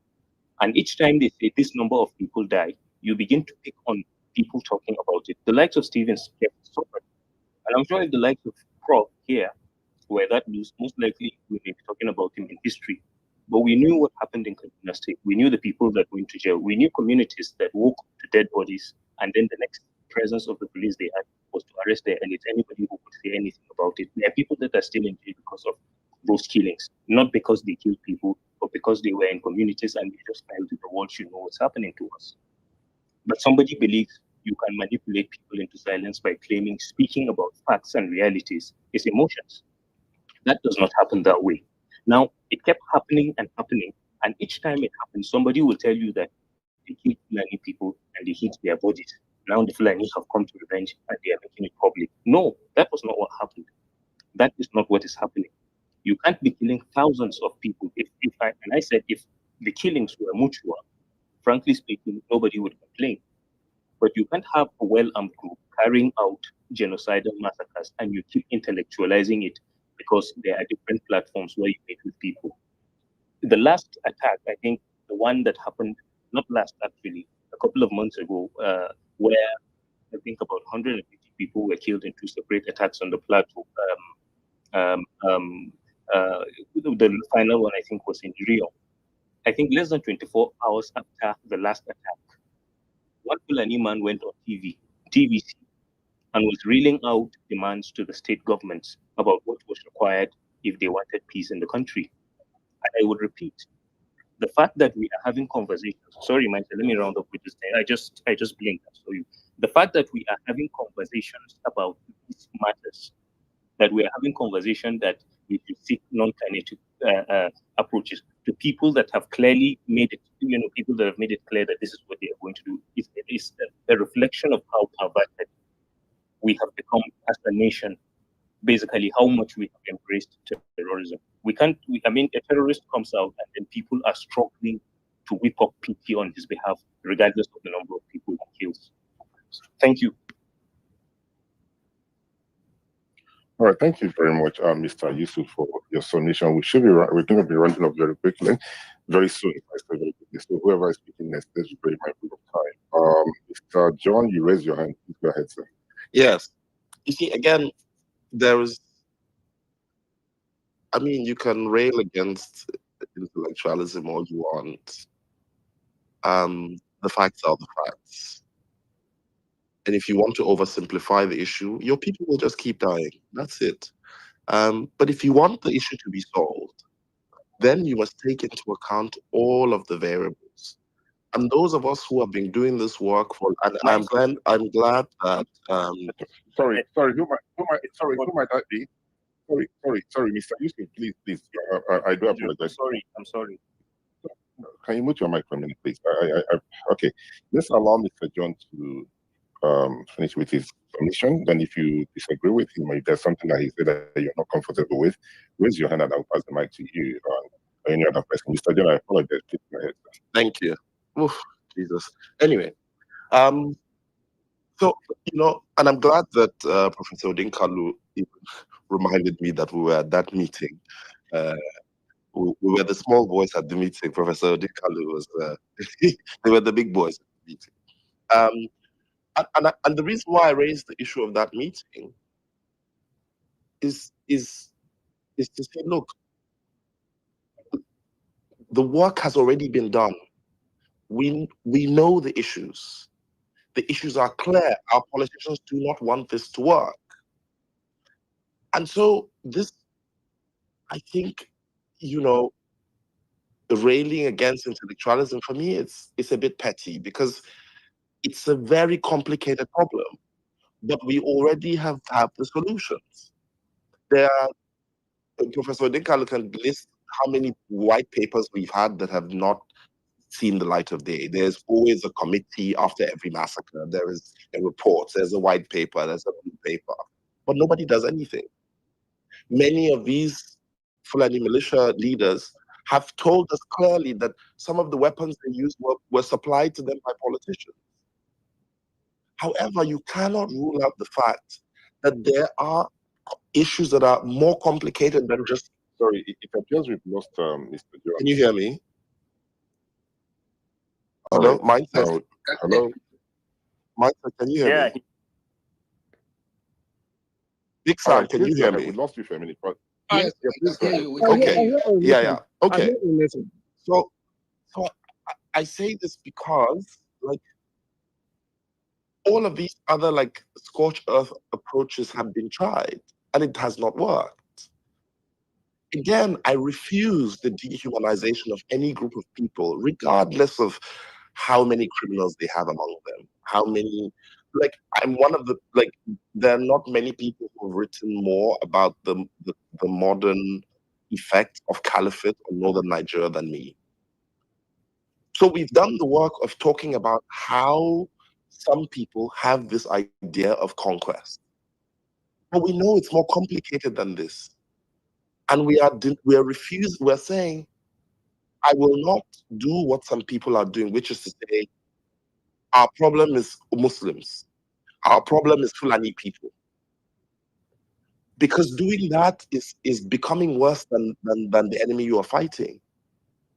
Why? Okay, so what is your solution then? You don't want to intellectualize. All right, Yusuf, take a gun, go and kill all the Muslims you don't like. Take a gun, go and kill all the Fulani people. Maybe you'll be happier. But you resist any kind of attempt to create, all of the dimensions that we need to seek, the dimensions of politics, dimensions of rural lack of rural development, the dimensions of politicians using these people, the dimensions of the Fulani themselves as a sort of displaced people who are on both ends of, who suffer on both ends, both on the criminality end, and they make others suffer as well. And it is no surprise that they're disproportionately represented in militancy and crime. So, I mean, for me, I think that, as people, if we decide to have a conversation like this, then we must try to understand all the various sides, right? It's one thing to disagree with a person, but I think it's lazy and it's disrespectful to accuse people who you disagree with of being a terrorist sympathizer. It's normally I wouldn't engage with somebody like this, but I like Mindset Space because the idea is that we're going to come here and we're going to see all of the various dimensions, right? But yeah, if you want to go and do your scorched earth, do it. Let's see how your people fare. All right, thank you very much, Mr. John, for your submission. Mr. Yusuf, I'll give you the mic to respond. And I've seen a lot of comment that Mr. John said, if people want to die, they can die. Okay. Now people are saying, mindset, did you hear him say? I heard him say what he's trying to say is, if things are not done this way, perhaps this would end up dying, right? I do not think it's simple with a lot of people. Do I think it's the right thing to do? To say no, but that is his own view. Mr. Yusuf, I know that's what you wanted to respond to. But Mr. Yusuf, you've been a part of this platform for a long time and you know how things work here. Allow the person to make their point, then you can respond, right? A lot of persons are raising their hands. I will give you the opportunity to respond, Mr. Yusuf, quickly, sir. And then, I mean, I don't want to raise my hand, but quickly, you want to respond quickly. So I can pass the mic to the next speaker. Yeah. First of all, I'm sorry about that mindset. What basically, what he was saying, frankly speaking, got me spiritually disconnected. He said my people, and quite frankly, I was slightly in doubt of whether we share the same sympathy for the people being massacred. But once he got to that line, it sort of took me aback. You see, Zaire Yusuf is not, you are not more intellectual than the person you call Zaire Yusuf. The meetings you claim to have and whatever depth of knowledge or research you think you have, unfortunately, I'll say to you, if everybody was to display that, I do not really think you would be any so much of on a number of 10. You might not fall in the first 10 on this platform that have that hold of that knowledge. You keep making reference to you know the issues. People have known those issues long before you. There is a difference between trying to solve a problem and there's a difference between creating an enterprise along the problem. And that is why all of these conversations come in. The point I have made earlier on is this, and thank you for all of the insults. The point I have made earlier is simple. Any form of intellectualization that undermines common sense is no sense at all. There is a clear group that has been pursuing a massacre, a bloodshed every now and then. And some people possibly, and I think the reason why a lot of people tend to engage in this quote and unquote intellectualism is because a lot of funds go into that. You don't have an idea how many people have survived certain things in this place. I don't hold meetings in urban areas and all of that. I do certain other things that get, and I deliberately do so because I want to feel exactly what those people feel. And I see it. Somebody asked a question in the US Senate. Is there a Christian militia group that carries out these kinds of massacres in Muslim-dominated areas? The answer is simply no. So when you look at the problem, but because you want to be intellectual, you keep beating around the bush, you keep talking about things and telling people they're being emotional, they're not being emotional. Fine. The truth of the matter is that I didn't say to anybody, we are profiling Fulani people. What people do is they become manipulative and tell you that when there was somebody on a space like this that said that the best way to deal with the matter is that when you are attacked, don't identify the people by their religion or their ethnicity. How do you deal with the problem when the killers are trying to guide you on how to define it? It doesn't make sense. I'm sorry, mindset. Let me just hold on here. Thank you. All right, thank you very much. I can see Professor Chidi raising his hand. Ariwa, Haruna, and Paul. Quickly, let me go to Haruna, and then I will then come back to Paul, then I'll come back to Prof. and Ariwa. Haruna, you have the mic. Thank you very much for your time. Good morning, sir. Good morning, myself, and good morning, afternoon to all the audiences. Well, you see, what we've been talking about have been brought together by Prof. and Paul, I think. If you remember, myself, we discussed that even before this crisis, way back before that election, we discussed about this man treaty, I think, about 4 or 5 times on your space. And I mentioned that we have the political bandits, we have the real bandits, political, criminal, and foreign tie. That is the influence of the banditry.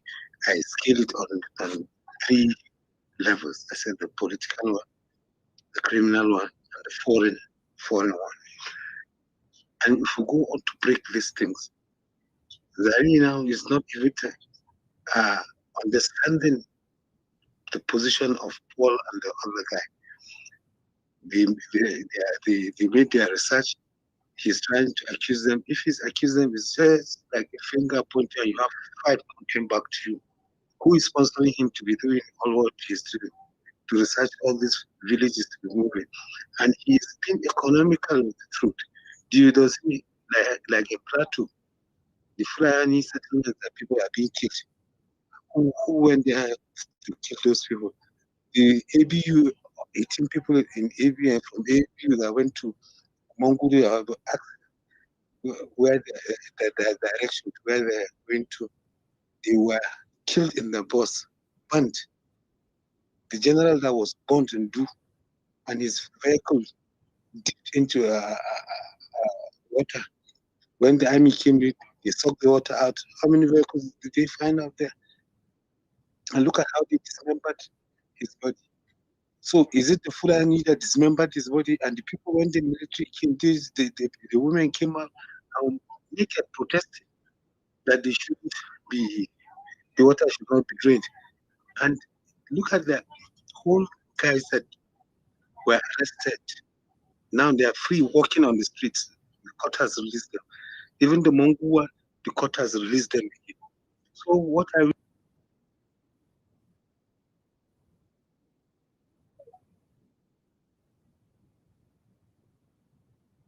All right. It appears we've lost Haruna. Can anybody see him? He dropped. Okay, he dropped. Okay, that's fine. Okay, I'm just going to address something. This platform, as we all know, we started this in 2021, and it's been how many years now? 4 years now.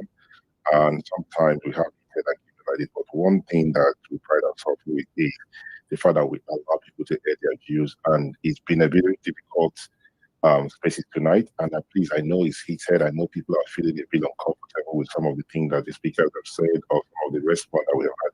Let's try as much as we can, please, not to insult or name calling. It's not going to help us.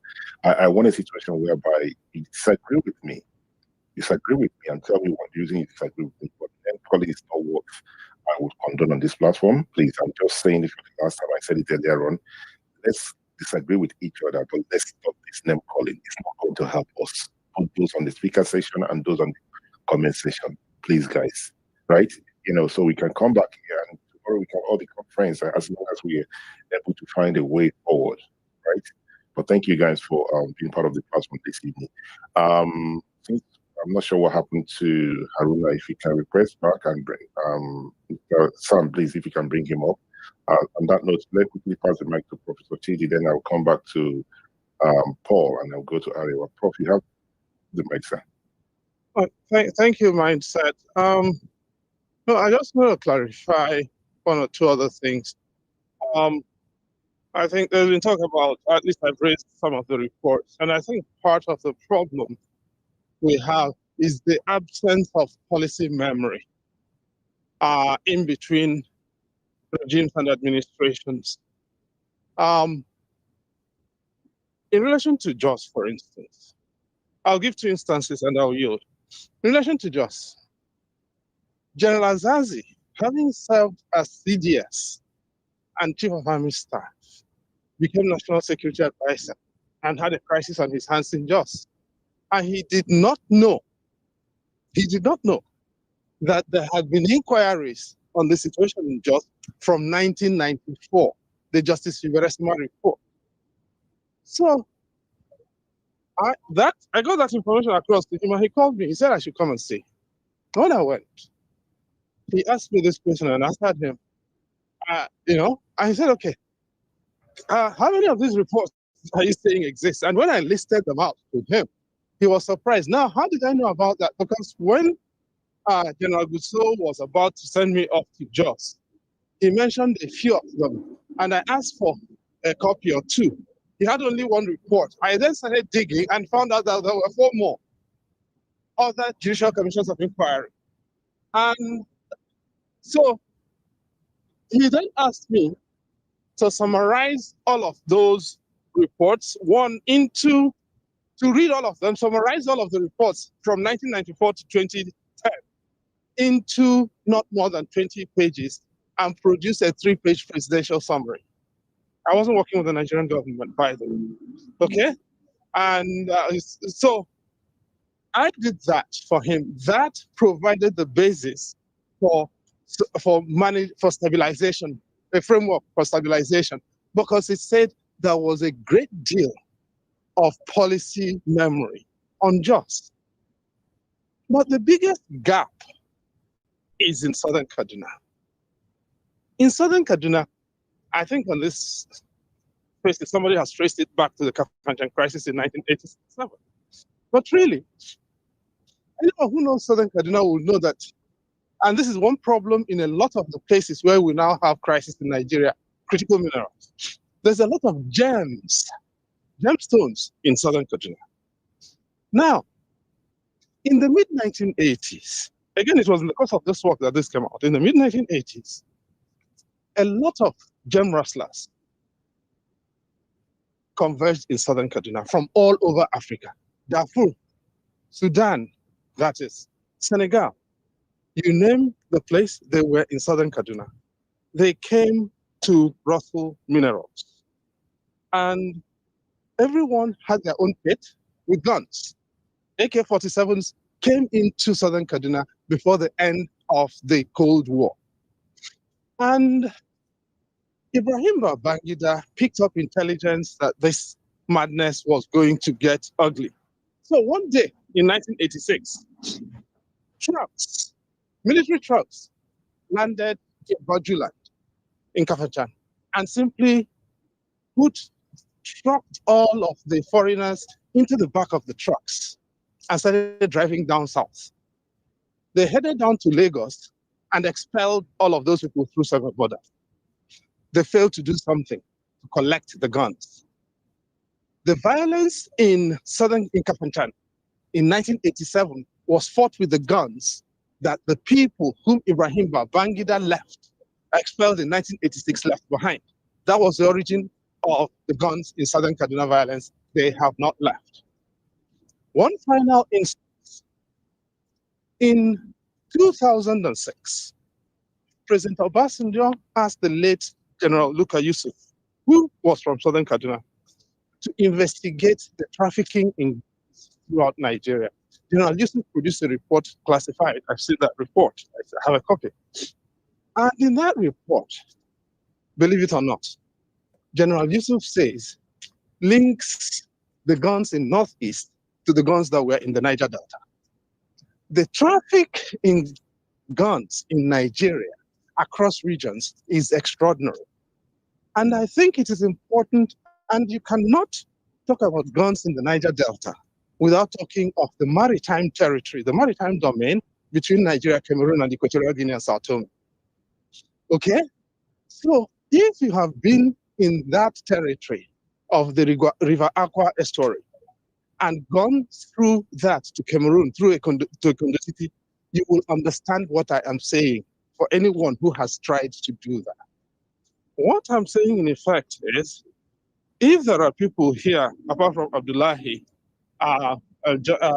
Nathan, Zari, Arawan, and a few others who are interested in these issues, please don't just give up and say, oh, you know, we can shoot. There's one thing I agree with Nathan, absolutely. There is no solution to this situation at the end of a barrel of a gun. Guns have their uses.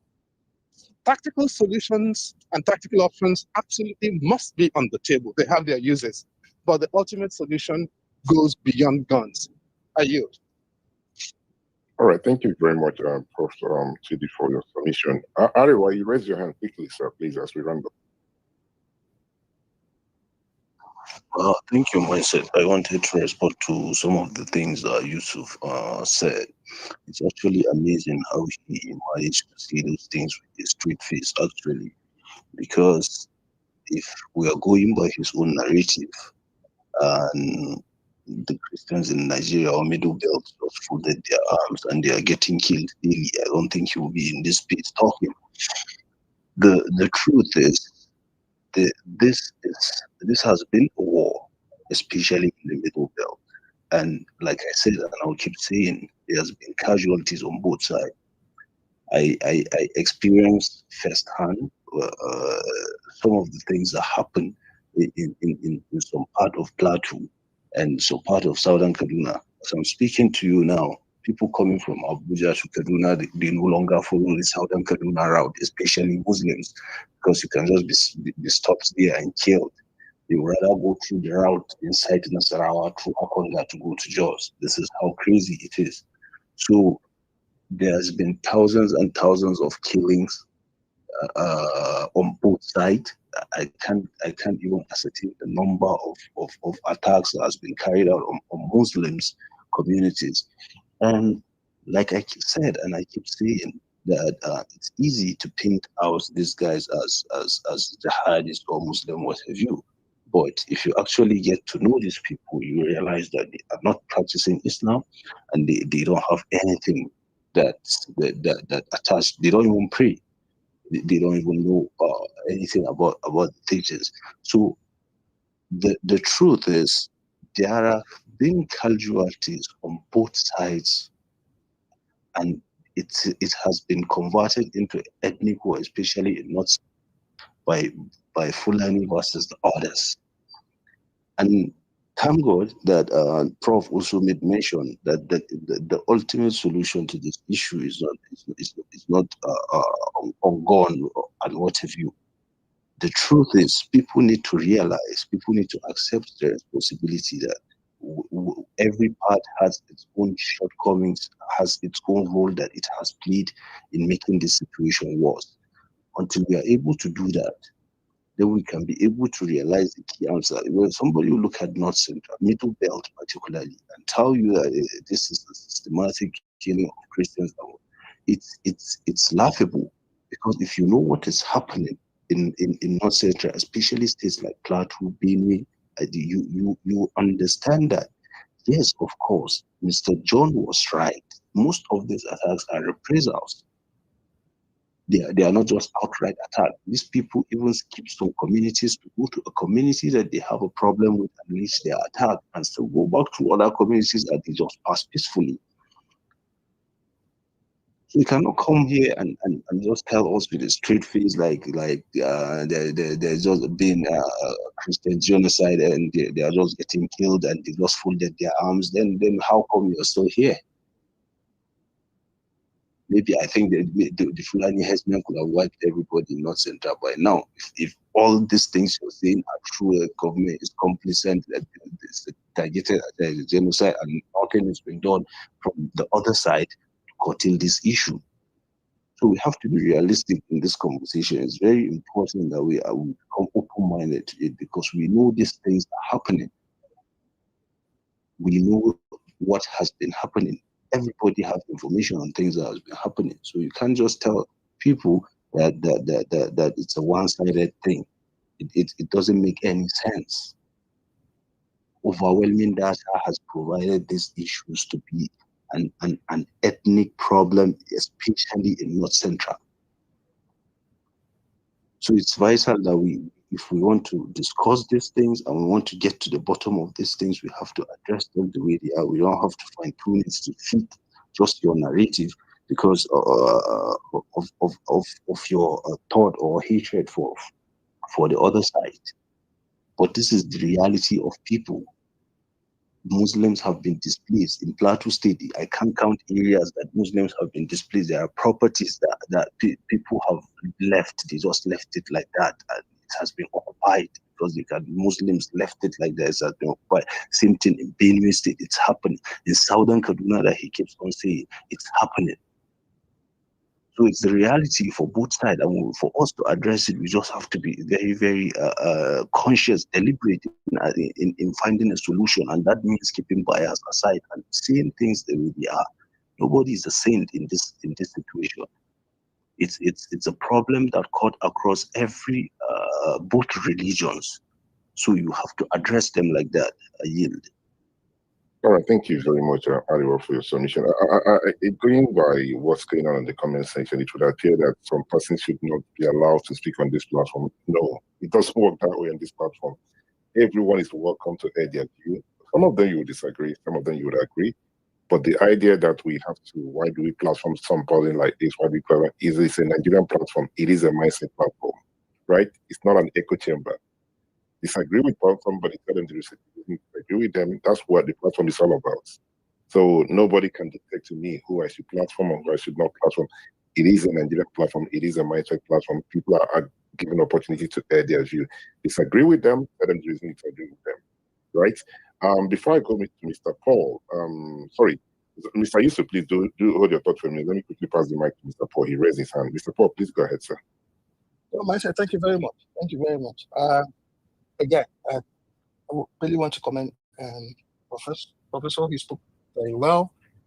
And if it's still listening, one of the things I wanted to ask is that if there's a way other people can have access to some of these reports, it would do a great deal. Now, I just want to talk about two things, mindset. And you've talked about freedom of speech, which I respect very well. And now the part I'm coming from is from the legal part which is my area of profession. Right? And I'll quote John, what he said specifically, which I find problems with. In his words, he said, if you oversimplify this issue, then your people will continue to be killed. That was his response. Sorry, I have to write that down. If you oversimplify this issue, then your people will continue to be killed. Now, this is coming from somebody who have said earlier when he spoke, he said, we know these people. We know where they stay. We know their name. Sorry, have we lost Mr. Paul? Can you hear me? No, mindset. He's speaking and we can hear him. I can hear him. Now, this is coming from John, who had earlier said that we know these people, we know where they stay, we know their names. And then you are saying to somebody else who is also airing his views based on what you analyze your space to be, to say, if you oversimplify this issue, then your people will continue to be killed. That's not a statement, that's a statement of fact. Mindset. For me, from a legal perspective, because we don't know people's mind, you can only judge people from their overt action and what they say. Now, how do you make such statement to somebody who is trying to explain or tell you his own grievance? Now, in addition to that, Arewa came on, and Arewa mentioned this thing twice.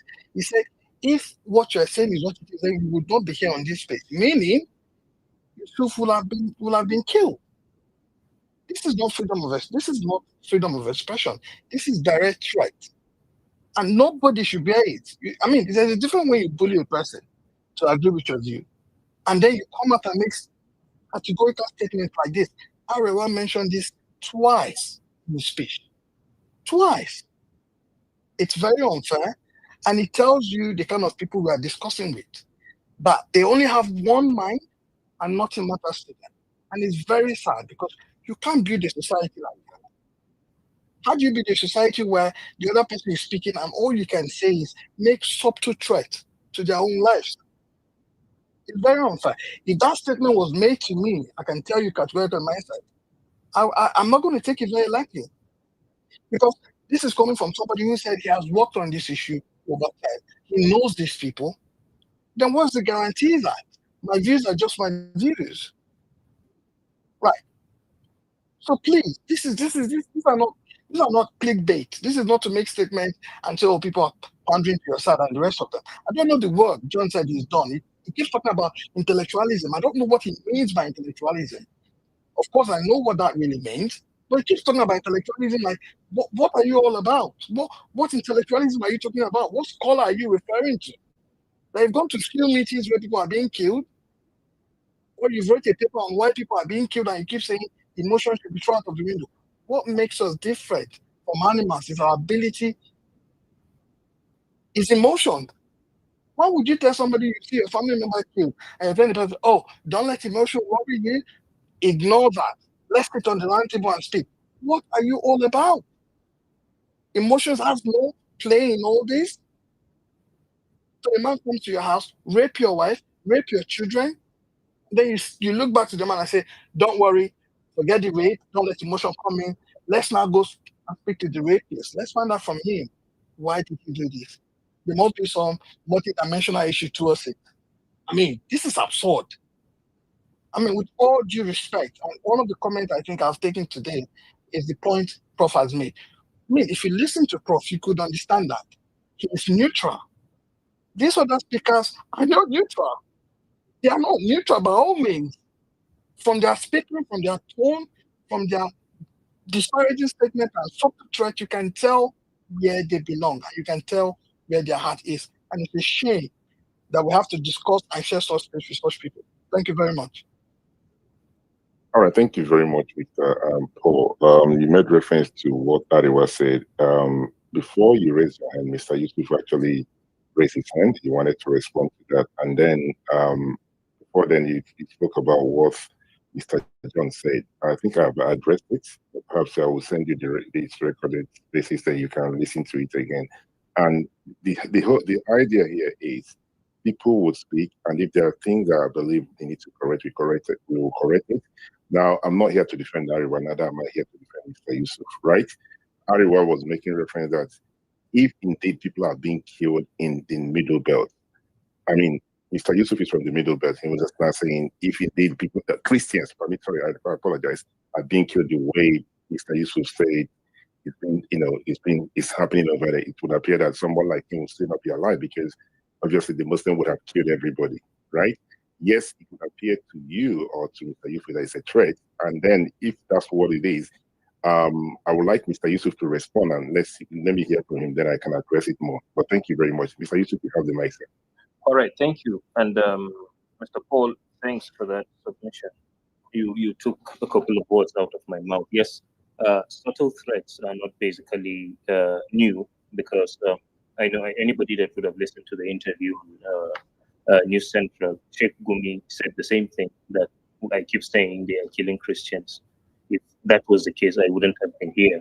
So he ignores the 400 that were taken out in Mangu. He ignores the 258 that were taken out in Yelawata. He ignored the Christmas attack. And then there was somebody here, DG. I don't really know, I don't like arguing with him, but there was an attack on a Christian procession where somebody plowed into a crowd and killed people. And even though the video evidence was there, he kept denying it. Now, to answer Ariwa and possibly Nathan, who was more like, if we go by that way, basically they keep killing our people. Ariwa specifically, the reason why I am still alive and they have not killed me is because they have not been able to do so. I'm sure any day that God decides to put my life in the hands of such kinds of people, they will end my life.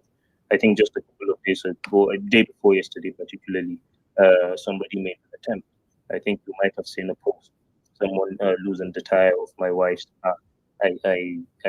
She was away for a while. I used the car for about a week. So I'm sure somebody must have tracked me with that and tampered with that. So it's not exactly as if I am ignorant of that. I've had to move my family to a different city for over between 3 to 4 weeks at some point.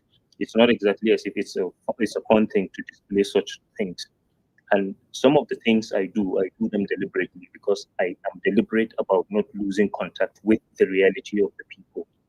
Because I understand there is a certain way you analyze some things if you deal with it from a distance.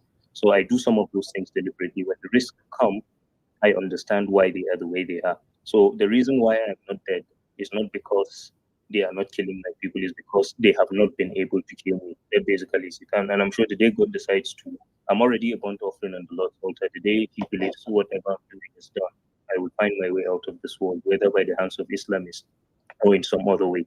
The point I want to make is simple, and let me round up at this particular juncture. If we believe that people that are being killed have to be manipulated into submitting to the demands or the dictates of the people killing them before peace will come, that is a very, very dangerous narrative, because the entirety of the narrative is such that propounds sympathy for the killers. It tends to not consider anything with regards to the victims. Whatever it is that concerns the victims, the moment you mention it, somebody wants to dismiss it by claiming you are being emotional. There is no emotions there. And yes, Ariwa, I know you will deny it today, you will deny it tomorrow. The Minister of Foreign Affairs denied it. He said over the past 5 days, it's only 117 Christians that have been killed. The reality is on the ground. In Benue, while they were killing people, they claimed that it is empty coffins that they were buried. So we've had all of the stories. You see the widows, you see the orphans, you see all kinds of people living in IDPs, subhuman conditions, and you tell the people that they just woke up in the morning and lied that something happened. And I think there is one thing I must mention. I'm sorry, let me just round up on this. With regards to gun running, you look at the caliber of the arms that these Islamists use. My understanding is that most Muslims have a problem with the use of the word Islamist, but they are Islamist. As long as we don't want to define them by who they are, we can't solve the problem. The category of the weapons they use is so sophisticated. It is in Nigeria that, and I'm sure you can tell me if it's a lie, it's in Nigeria that these same people have shot down a fighter jet. It is in Nigeria that they launched an attack on the Nigerian Defense Academy and even took some military officers. But in the midst of all of these things, the military tend to have a certain characteristic of going to a village in Kafanchan, and then they will arrest somebody that repairs grinding machines, and then they will bring out den guns that can go more than 50 or 100 meters, and they will display it and tell the world that he is the man that is supplying the terrorists in the northern part of the region weapons. We have seen that time and time again. So the insincerity with which the government approach the matter is what makes it impossible to end. So it's not as if there is some measure of intelligence that certain people have, and then the victims don't have it, and other people don't have it. That's why the problem persists. There are people sponsoring the violence, and there are people profiteering from the enterprise of all of these conversations that aim not to end the violence, not to end terrorism, but to manage it in such a way that it continues being. I mean, it can't be a part of our daily lives as Nigerians. We will have to find a way to end it. And I agree that it is not just go and bomb something. Of course, I know somebody disagrees with me and he makes it look as if just throw a bomb and kill everybody. I'm not dumb. Of course, nobody has used that word, but I know where those utterances are coming. The point is simple. A terrorist is a terrorist. You cannot deal with him as somebody who differs in opinion with you. His ideology is heading in a particular dimension, and dialogue with a terrorist simply means playing by his rules. And that is why Nigeria is where it is. That's just the point I'm trying to make. Thank you. All right, thank you very much, Mr. Yusuf, for your submission. I've tried to. This is one of the interesting. It's not a difficult space to handle, but it's quite a very interesting one, and we'll continue the conversation. Sometimes it's difficult. These topics are very, very sensitive, and we do not accept. We do not. I mean, I'm not. I will not. I don't want to believe that everybody will accept my view or Mr. Yusuf's view, Mr. Netan's view, Ariwa, Mr. Abdullahi, Prof. Chidi, and Mr. Paul's view. But this is why we have platforms, right? You know, it is mindset platform. People are allowed to air their views. Now, if someone was to cross the line, I will come in and I will say things, and it might not sit well with you. But the idea that people should be kicked out of this platform is something I will not do. It's not going to happen. The only reason I'll kick somebody out here is because if they've done something that I think they've crossed the red line, and that's it. But the idea that you don't like the person's view and it's going to happen. There are other beautiful, wonderful spaces out there, but this is mindset space where people are given the opportunity, right? So if you can get upset on the comment section and say why people are being platformed, request for the mic if you're opportunity to speak. Tell us what you think. Tell us why you disagree with myself or other person. But the idea that we're going to kick somebody out of this place, it's not going to happen. I will not do that, right? Mr. Sunday, you have the mic. All right, thank you, Mindset. Today's space, I think that we mixed up a lot of things. I mean, when I listened to this, I didn't want to speak today, but when I listened to a lot of the speakers who spoke very intellectually, I think there is a lot of mixing up of issues.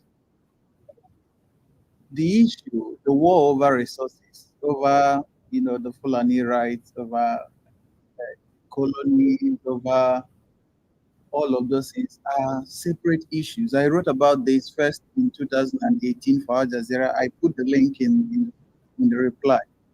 And then again, I wrote for the Guardian of the UK in 2021 about the same issue. And the issue that Fulanis used to have with communities over maybe destroying the farms, they are different things. It's a very big error to mix it up with terrorism as we're having it at this moment.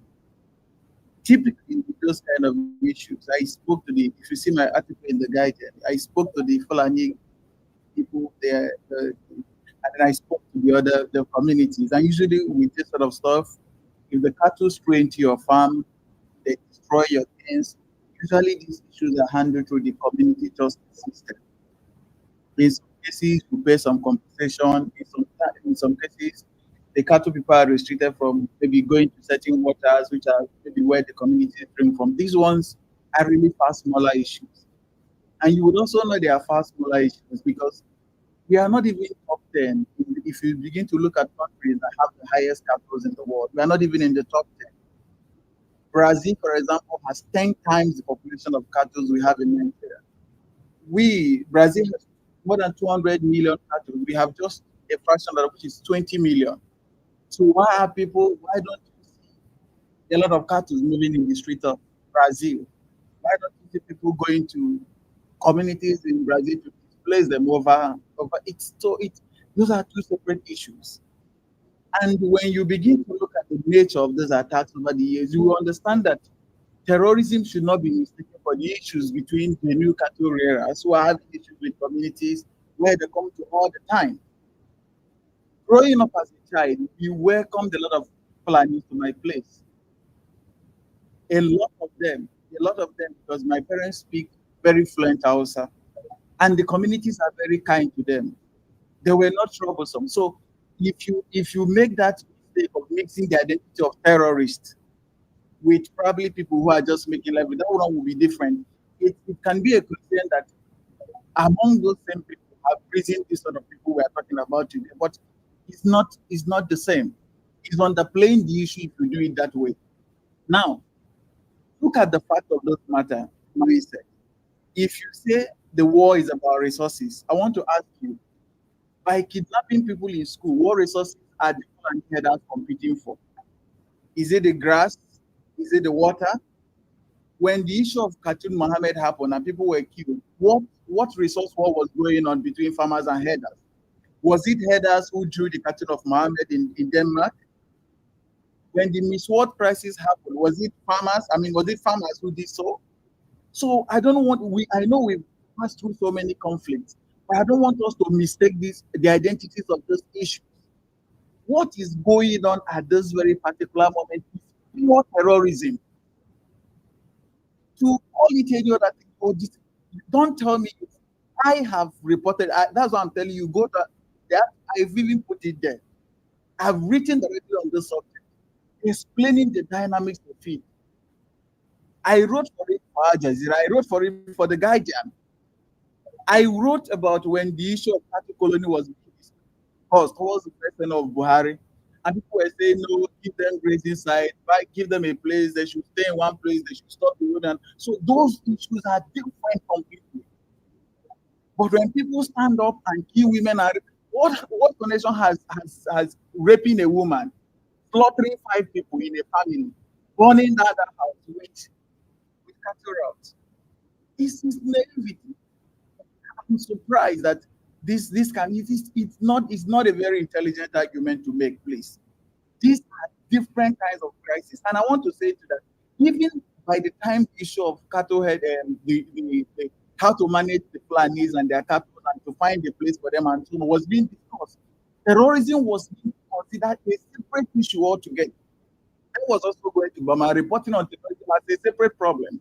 And I understand that in the Middle Belt, at a specific point in time, there were disagreements, and the communities had no right over this. Let me tell you, there is no place in the world where you can carry your cattle, mindset, quote meat is, and walk into somebody's farm and destroy without paying damages.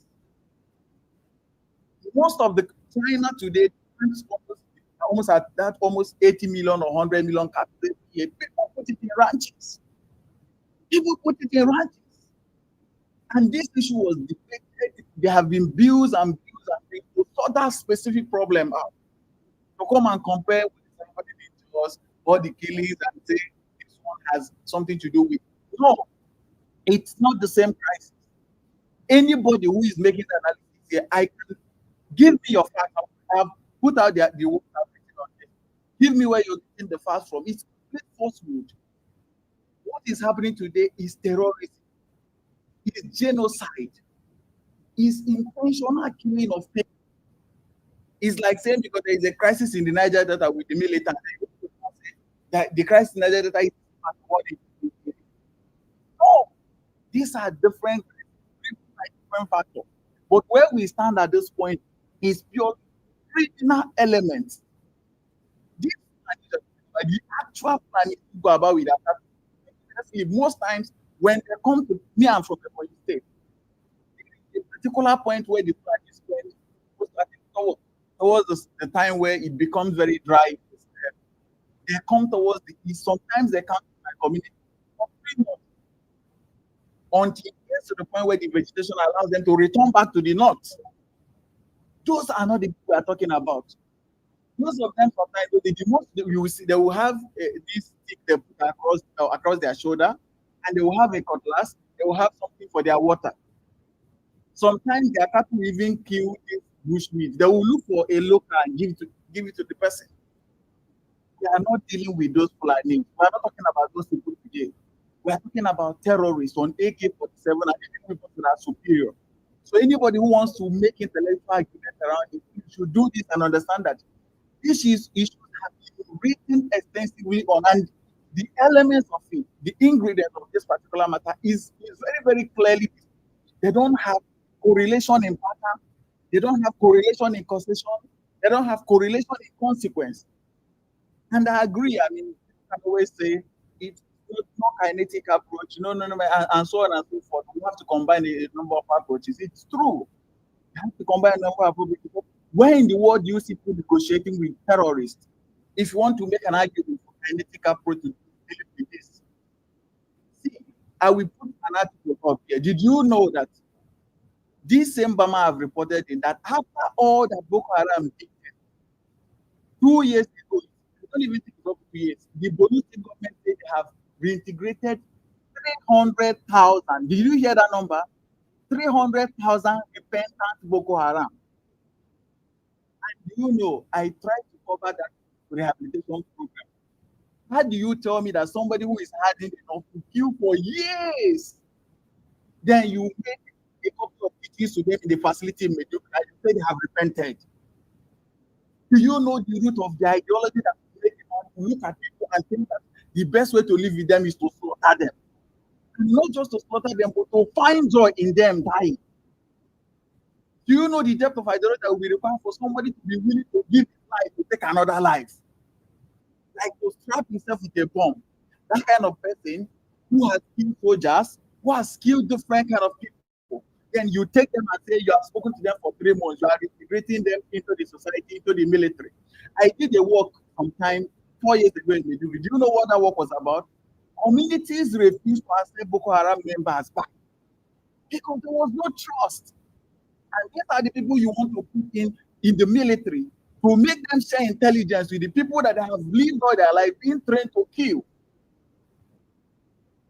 I see your hand over you. Thank you. All right, thank you very much, Mr. Sunday, for your submission. We're going to round up quickly. Hopefully, we'll come back tonight again and continue the conversation. But before we do so, Dr. Mostly, I've seen your comment. I said I suggest we should be non-partisan people co-hosts. I do not know what you mean by that. You try to come up as a speaker. The other co-host who tried to bring you up is no longer here, so you keep dropping. Mr. Sam have helped us so many times to be a co-host. I do not think he's partisan. I mean, you probably might disagree with him, but as always, people wouldn't feel uncomfortable if they are not opportunity to speak. Right? I've spoken on this platform before. Today you have an issue with the co-host or myself. There's nothing else we can do, but we try to bring you up. So, guys, it's been a very interesting conversation. I must thank everyone who has contributed. It's I can see Mr. Bike, I can see Mr. John, I can see Arewa raising their hand. So what we're going to do is, please, I don't want to raise my hand again because it's one of the most difficult, it's one of the most interesting spaces. So if anyone who wants to speak, please, let's keep it to 1 minute. Please, I beg you, 1 minute. Mr. John, you have the mic. Yeah, so the last thing I will say is you will not solve this problem by oversimplifying it. And I repeat, if you want to just call everyone who's in the bush a terrorist, then people will keep dying. This is just the fact. Second, it is a lie that people have been Boko Haram in the military. These people keep repeating this weird lie. This has just never happened. Somebody said it once and everybody kept running with it. There are no Boko Haram people in the military. Like, this was just a weird thing that started some weird rumor, and people started repeating this then. Yes, there has been a rehabilitation program, but no, Boko Haram militants were not put into the military. And I think finally I will say that what some of us, the work that we do is in resisting the extremists who want to say that there's a whole group of people who are just terrorists, who just want to Islamize the whole country, right? And the reason is that what that leads to is people saying, okay, let's root out the Fulani, let's root out Muslims. This is not a proper approach. We have to think smartly. Like, being aggressive and emotional doesn't solve any problem.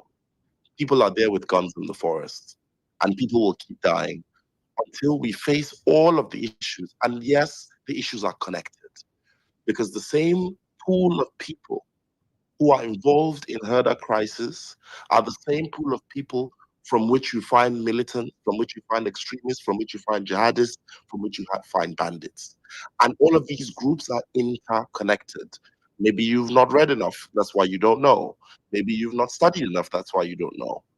But if you do it, you realize it's more complicated than you just see. And the research is there. And thank you, Mindset. I hope that the next space we will not have people descending into this childish name calling because they people disagree with them. Thank you, Mindset. Thank you very much, Mr. John. As I said earlier on, the spaces tonight or this morning is quite an interesting one. It's not a difficult one. It's an interesting one, right? Some of the things that a lot of people have said, some persons might disagree, but I do not think anybody's being childish. I think people are saying their mind, and sometimes it would appear to some person that they are being childish, but I do not think anybody's being childish. I think it's a very emotional topic. And then, we'll go, hopefully when we come back tonight or tomorrow, perhaps we'll probably have a different kind of topic, but it's quite emotional to a lot of people who have lost their family members, right? And it is very emotional to a lot of people who have lost, their parents and everything, right? So we need to at least take a deep breath and understand that we're not talking about animals here. We're talking about humans. Those students who are in the bush, we don't know what's going on with those students at this point. The ones in Kebbi State, the ones from Kwara State, the ones in the church that were kidnapped. They are humans. They are not animals, right?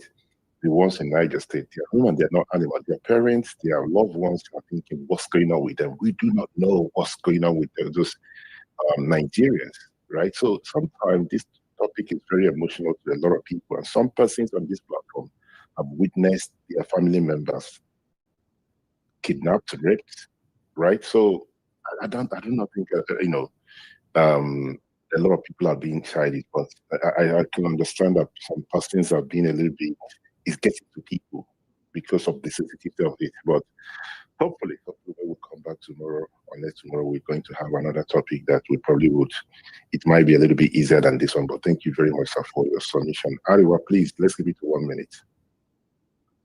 Thank you, Mindset. As a northerner, I've been told how to think. I've been told how to appear. Like I should know my place. That's what a lot of people think. And Mr. Paul have taught me quite a number of times. The last time he tried to tell me how to run my pitch, even though I actually don't care if he's the one on his page or not, because we are having a conversation here, and the conversation is the only thing that I'm focusing on.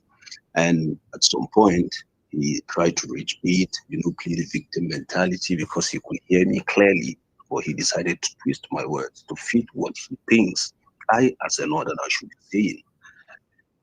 So this is the kind of stereotyping that has gone on for a very, very long time. And the Yusuf was clearly in the same line with him in terms of telling me that I'm giving him subtle threat. I don't even know what that means, where that came from. But somebody who literally on this piece said they should bomb innocent civilians because he doesn't care actually, so long as he gets what he wants, could actually tell me that the statement I made is a subtle threat. And it's funny because this is the exact kind of reach that most Northern Christians have. I'm sorry to say, but that's a fact that most Northern Christians have, because they can't stand the fact that they're a minority in Northern Nigeria, and then they do something, they go back to their shield. When the appraiser comes, they cry victim. same cycle, rinse and repeat over and over again. I yield. All right. Thank you very much, Ariwa. As I said to Mr. Nathan, it's been a very interesting topic tonight.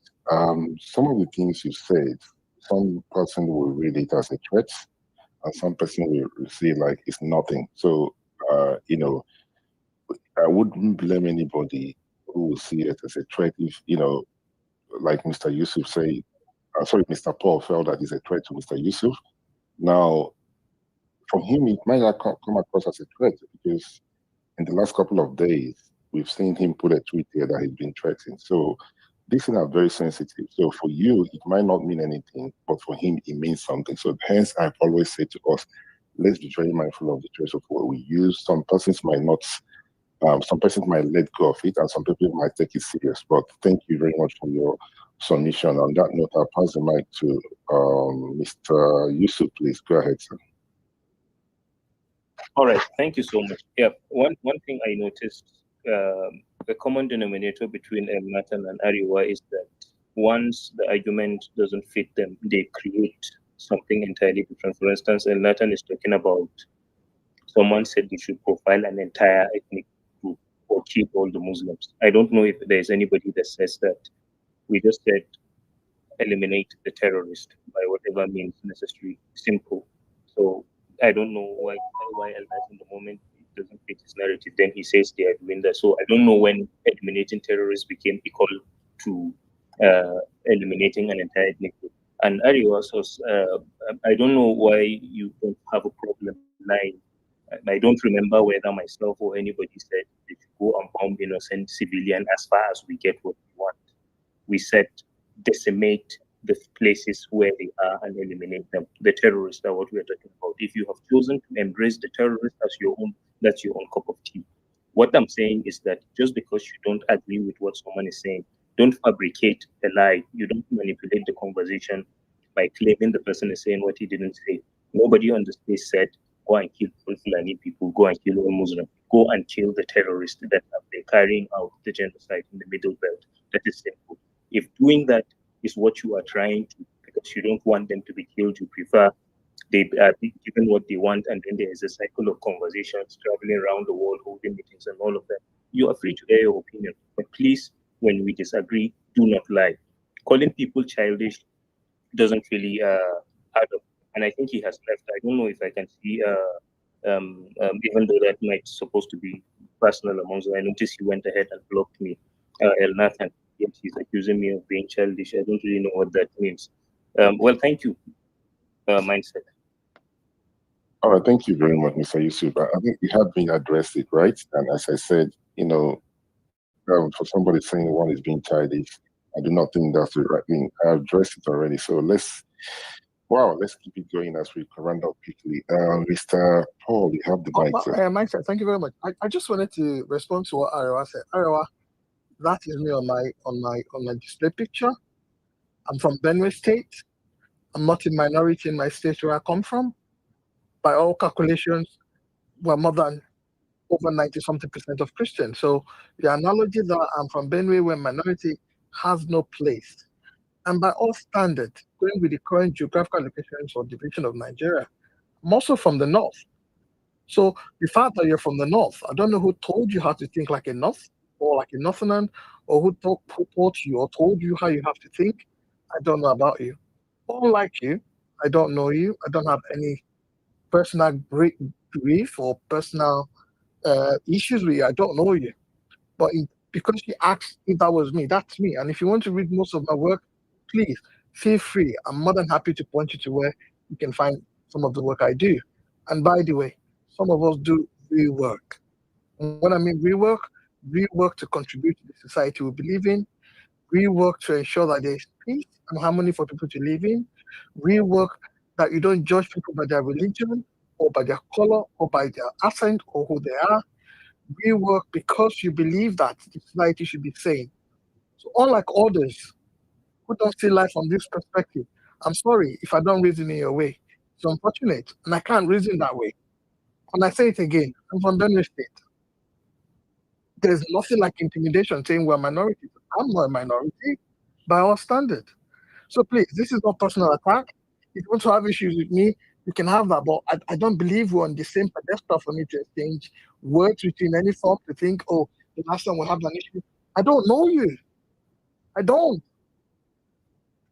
Same here. I don't know you. I don't care who you are. No. Sorry, no. Okay. Okay. All right. See, I've said this before. Ariwa, you should have allowed Mr. Mr. Paul to finish his submission. Then when you were speaking, he did not interrupt, neither did he interject, right? Allow him. Then if you want to respond, you raise your hand, right? I mean, it's not a difficult space. It's an interesting one, and we gotta allow people to add their view. Mr. Paul, I believe you have finished with your submission. Then I can pass the mic Oh to the next person, I'm right? not. I finished, but I just wanted to say this. You see, Arewa reaction tells me all I need to know. And I'm not bothered at all. Thank you very much. All right, thank you very much. Let me say this, right? You see, one thing I do not want us to do on this platform, or, for this platform to be known for, is a place where people are being threatened, right? No, I'm not going to condone such. And if anybody feels that the idea is just for people to be threatened and everything, the person shouldn't come out as a speaker, right? The person should be a listener and everything. This is an open place where we can all disagree and agree. Okay? I disagree with you today. I might disagree with you tomorrow. But the idea that one would threaten people is not something we're going to condone on this platform. And I'm saying that, and I meant it. It's not something we are going to condone. Threat is not the way forward. All right, Mr. Sunday, please go ahead, sir. Okay, thank you, Mindset. Yusuf already spoke a bit about what I wanted to correct what Nathan said about when he was describing his position, saying that you would not paint an entire ethnic group. No. Nobody has ever said that, really. In fact, in my previous speeches in this place, I've always praised my wonderful Muslim friends who have become even part of my family. Some of them are Fulani. So this has nothing to do with tribe. See, if you find a terrorist who is my kinsman, kill the person. That's how somebody should think, because people say if you don't fight evil, evil will overtake you. That's what it did not say evil will be. It said evil will overtake you. You need to uproot evil when you can still uproot it. So if it happens that by chance the terrorists are from a specific tribe, nobody is saying all the innocent people need to be bombed. We are saying those specific elements who are a threat to other people and even to their own people should be killed. Ariwa has always said Muslims are being killed. Should we, because these people are your tribesmen, should we not kill the people who are killing Muslims whom you love in the very faith which you want to protect? In the very faith which have said in this space that their voices are not represented enough in the media. What we are saying is, and even the Americans, you listen to the Congress discussion, then even them, they are even acknowledging that Muslims are also being killed. And they never say they want to come and kill Fulani. No. Nobody ever said. Did you hear anybody say it in the Congress meetings? Or even in Trump's tweet, he said those who are killing Christians and others. So don't create a war that does not exist. No, even me personally, I don't have grudges with you because we hold a different view. I don't have grudges with any other person. What I'm saying is, Americans have been clear about what they want to do. They said, eliminate Islamic terrorists, in quote, terrorists. So if the terrorist is in my family, eliminate them. It's as simple as so. Don't mix up issues so that we stay on the topic. Thank you. All right, thank you very much, Mr. Sunday. Mr. Baiki, please go ahead, sir. Thank you very much, Mindset. Everyone with some very pathetic comments. One of which I took very good note of is about northern Christians. I'm from Kano, and nothing can change me from being anything less than a Christian, for the blood of Christ speaks for me. It's a pity that this is the typical thinking and thought process of people like Ariwa. It's a pity. But one thing Ariwa should know today, and I want to keep in writing, The day he sees a Christian, House of Fulani Kanuri, Christian doing and idol, let him know. And we are children of grace. We are not we are children of grace. And peace. I think we should mind certain words you use. And then on the other aspect you talked about, another aspect was this issue of killing of battle. I have served in 300 teams for 9 years, and the terrain of the plateau is well known to me. In those days, we did our fight between Congo, Zaku, Spain, and Kilasoy. So that is our circle. And then we really, most of the communities there have moved. There are Fulanis there, but nobody is raising a finger. I wish and I hope we understand what is going on. On the issue that somebody raised on General Ali, nobody sets the accused free but the court. And there is a reason. The prosecution on this case. That's not it. So if the prosecution cannot present its case, what do you expect? To keep innocent in prison? It was proved that Ali spoke to his wife while he was in Toro. So how did he come back? Thank you very much. Okay, thank you very much, Mr. Baiki. Big Sam, sorry, you're forget about today. You come back tonight and speak. Please, you've done it. Somebody's mic is on, please. Somebody's mic is on. Can you, Ariwa, can you mute your mic, please? Can you mute your mic? Thank you. Thank you very much, Big Sam, and every other person that have contributed tonight. I'm just going to round it up. I'm not going to allow any other person to speak because that will be others will continue again tonight. Sorry, Prof, do you have Prof, do you have any final thoughts? No, sir. Thank you. Okay, thank you very much. I believe every other person has spoken, apart from my co-host who for tonight he's not going to be part of the conversation. He will come back to it. I want to thank each one of you who make it, you will always make time to be on this platform. Tonight is very interesting. We decided with a lot of persons. We would agree with them tomorrow. We're going to figure it out to move this great country forward. It's a semi-safe space where everybody's allowed to speak, but it's very, very important. We are very mindful of choice of words we use. It's very, very important. Sometimes it's very, very difficult, but let's comport ourselves in a manner that we'll be very proud of ourselves. No threatening, nobody should threaten anybody. No should threaten anybody. Not going to work on this platform. And, on that note, I want to wish you guys a lovely morning, and I will see you some other time. Enjoy the rest of your morning. God bless you.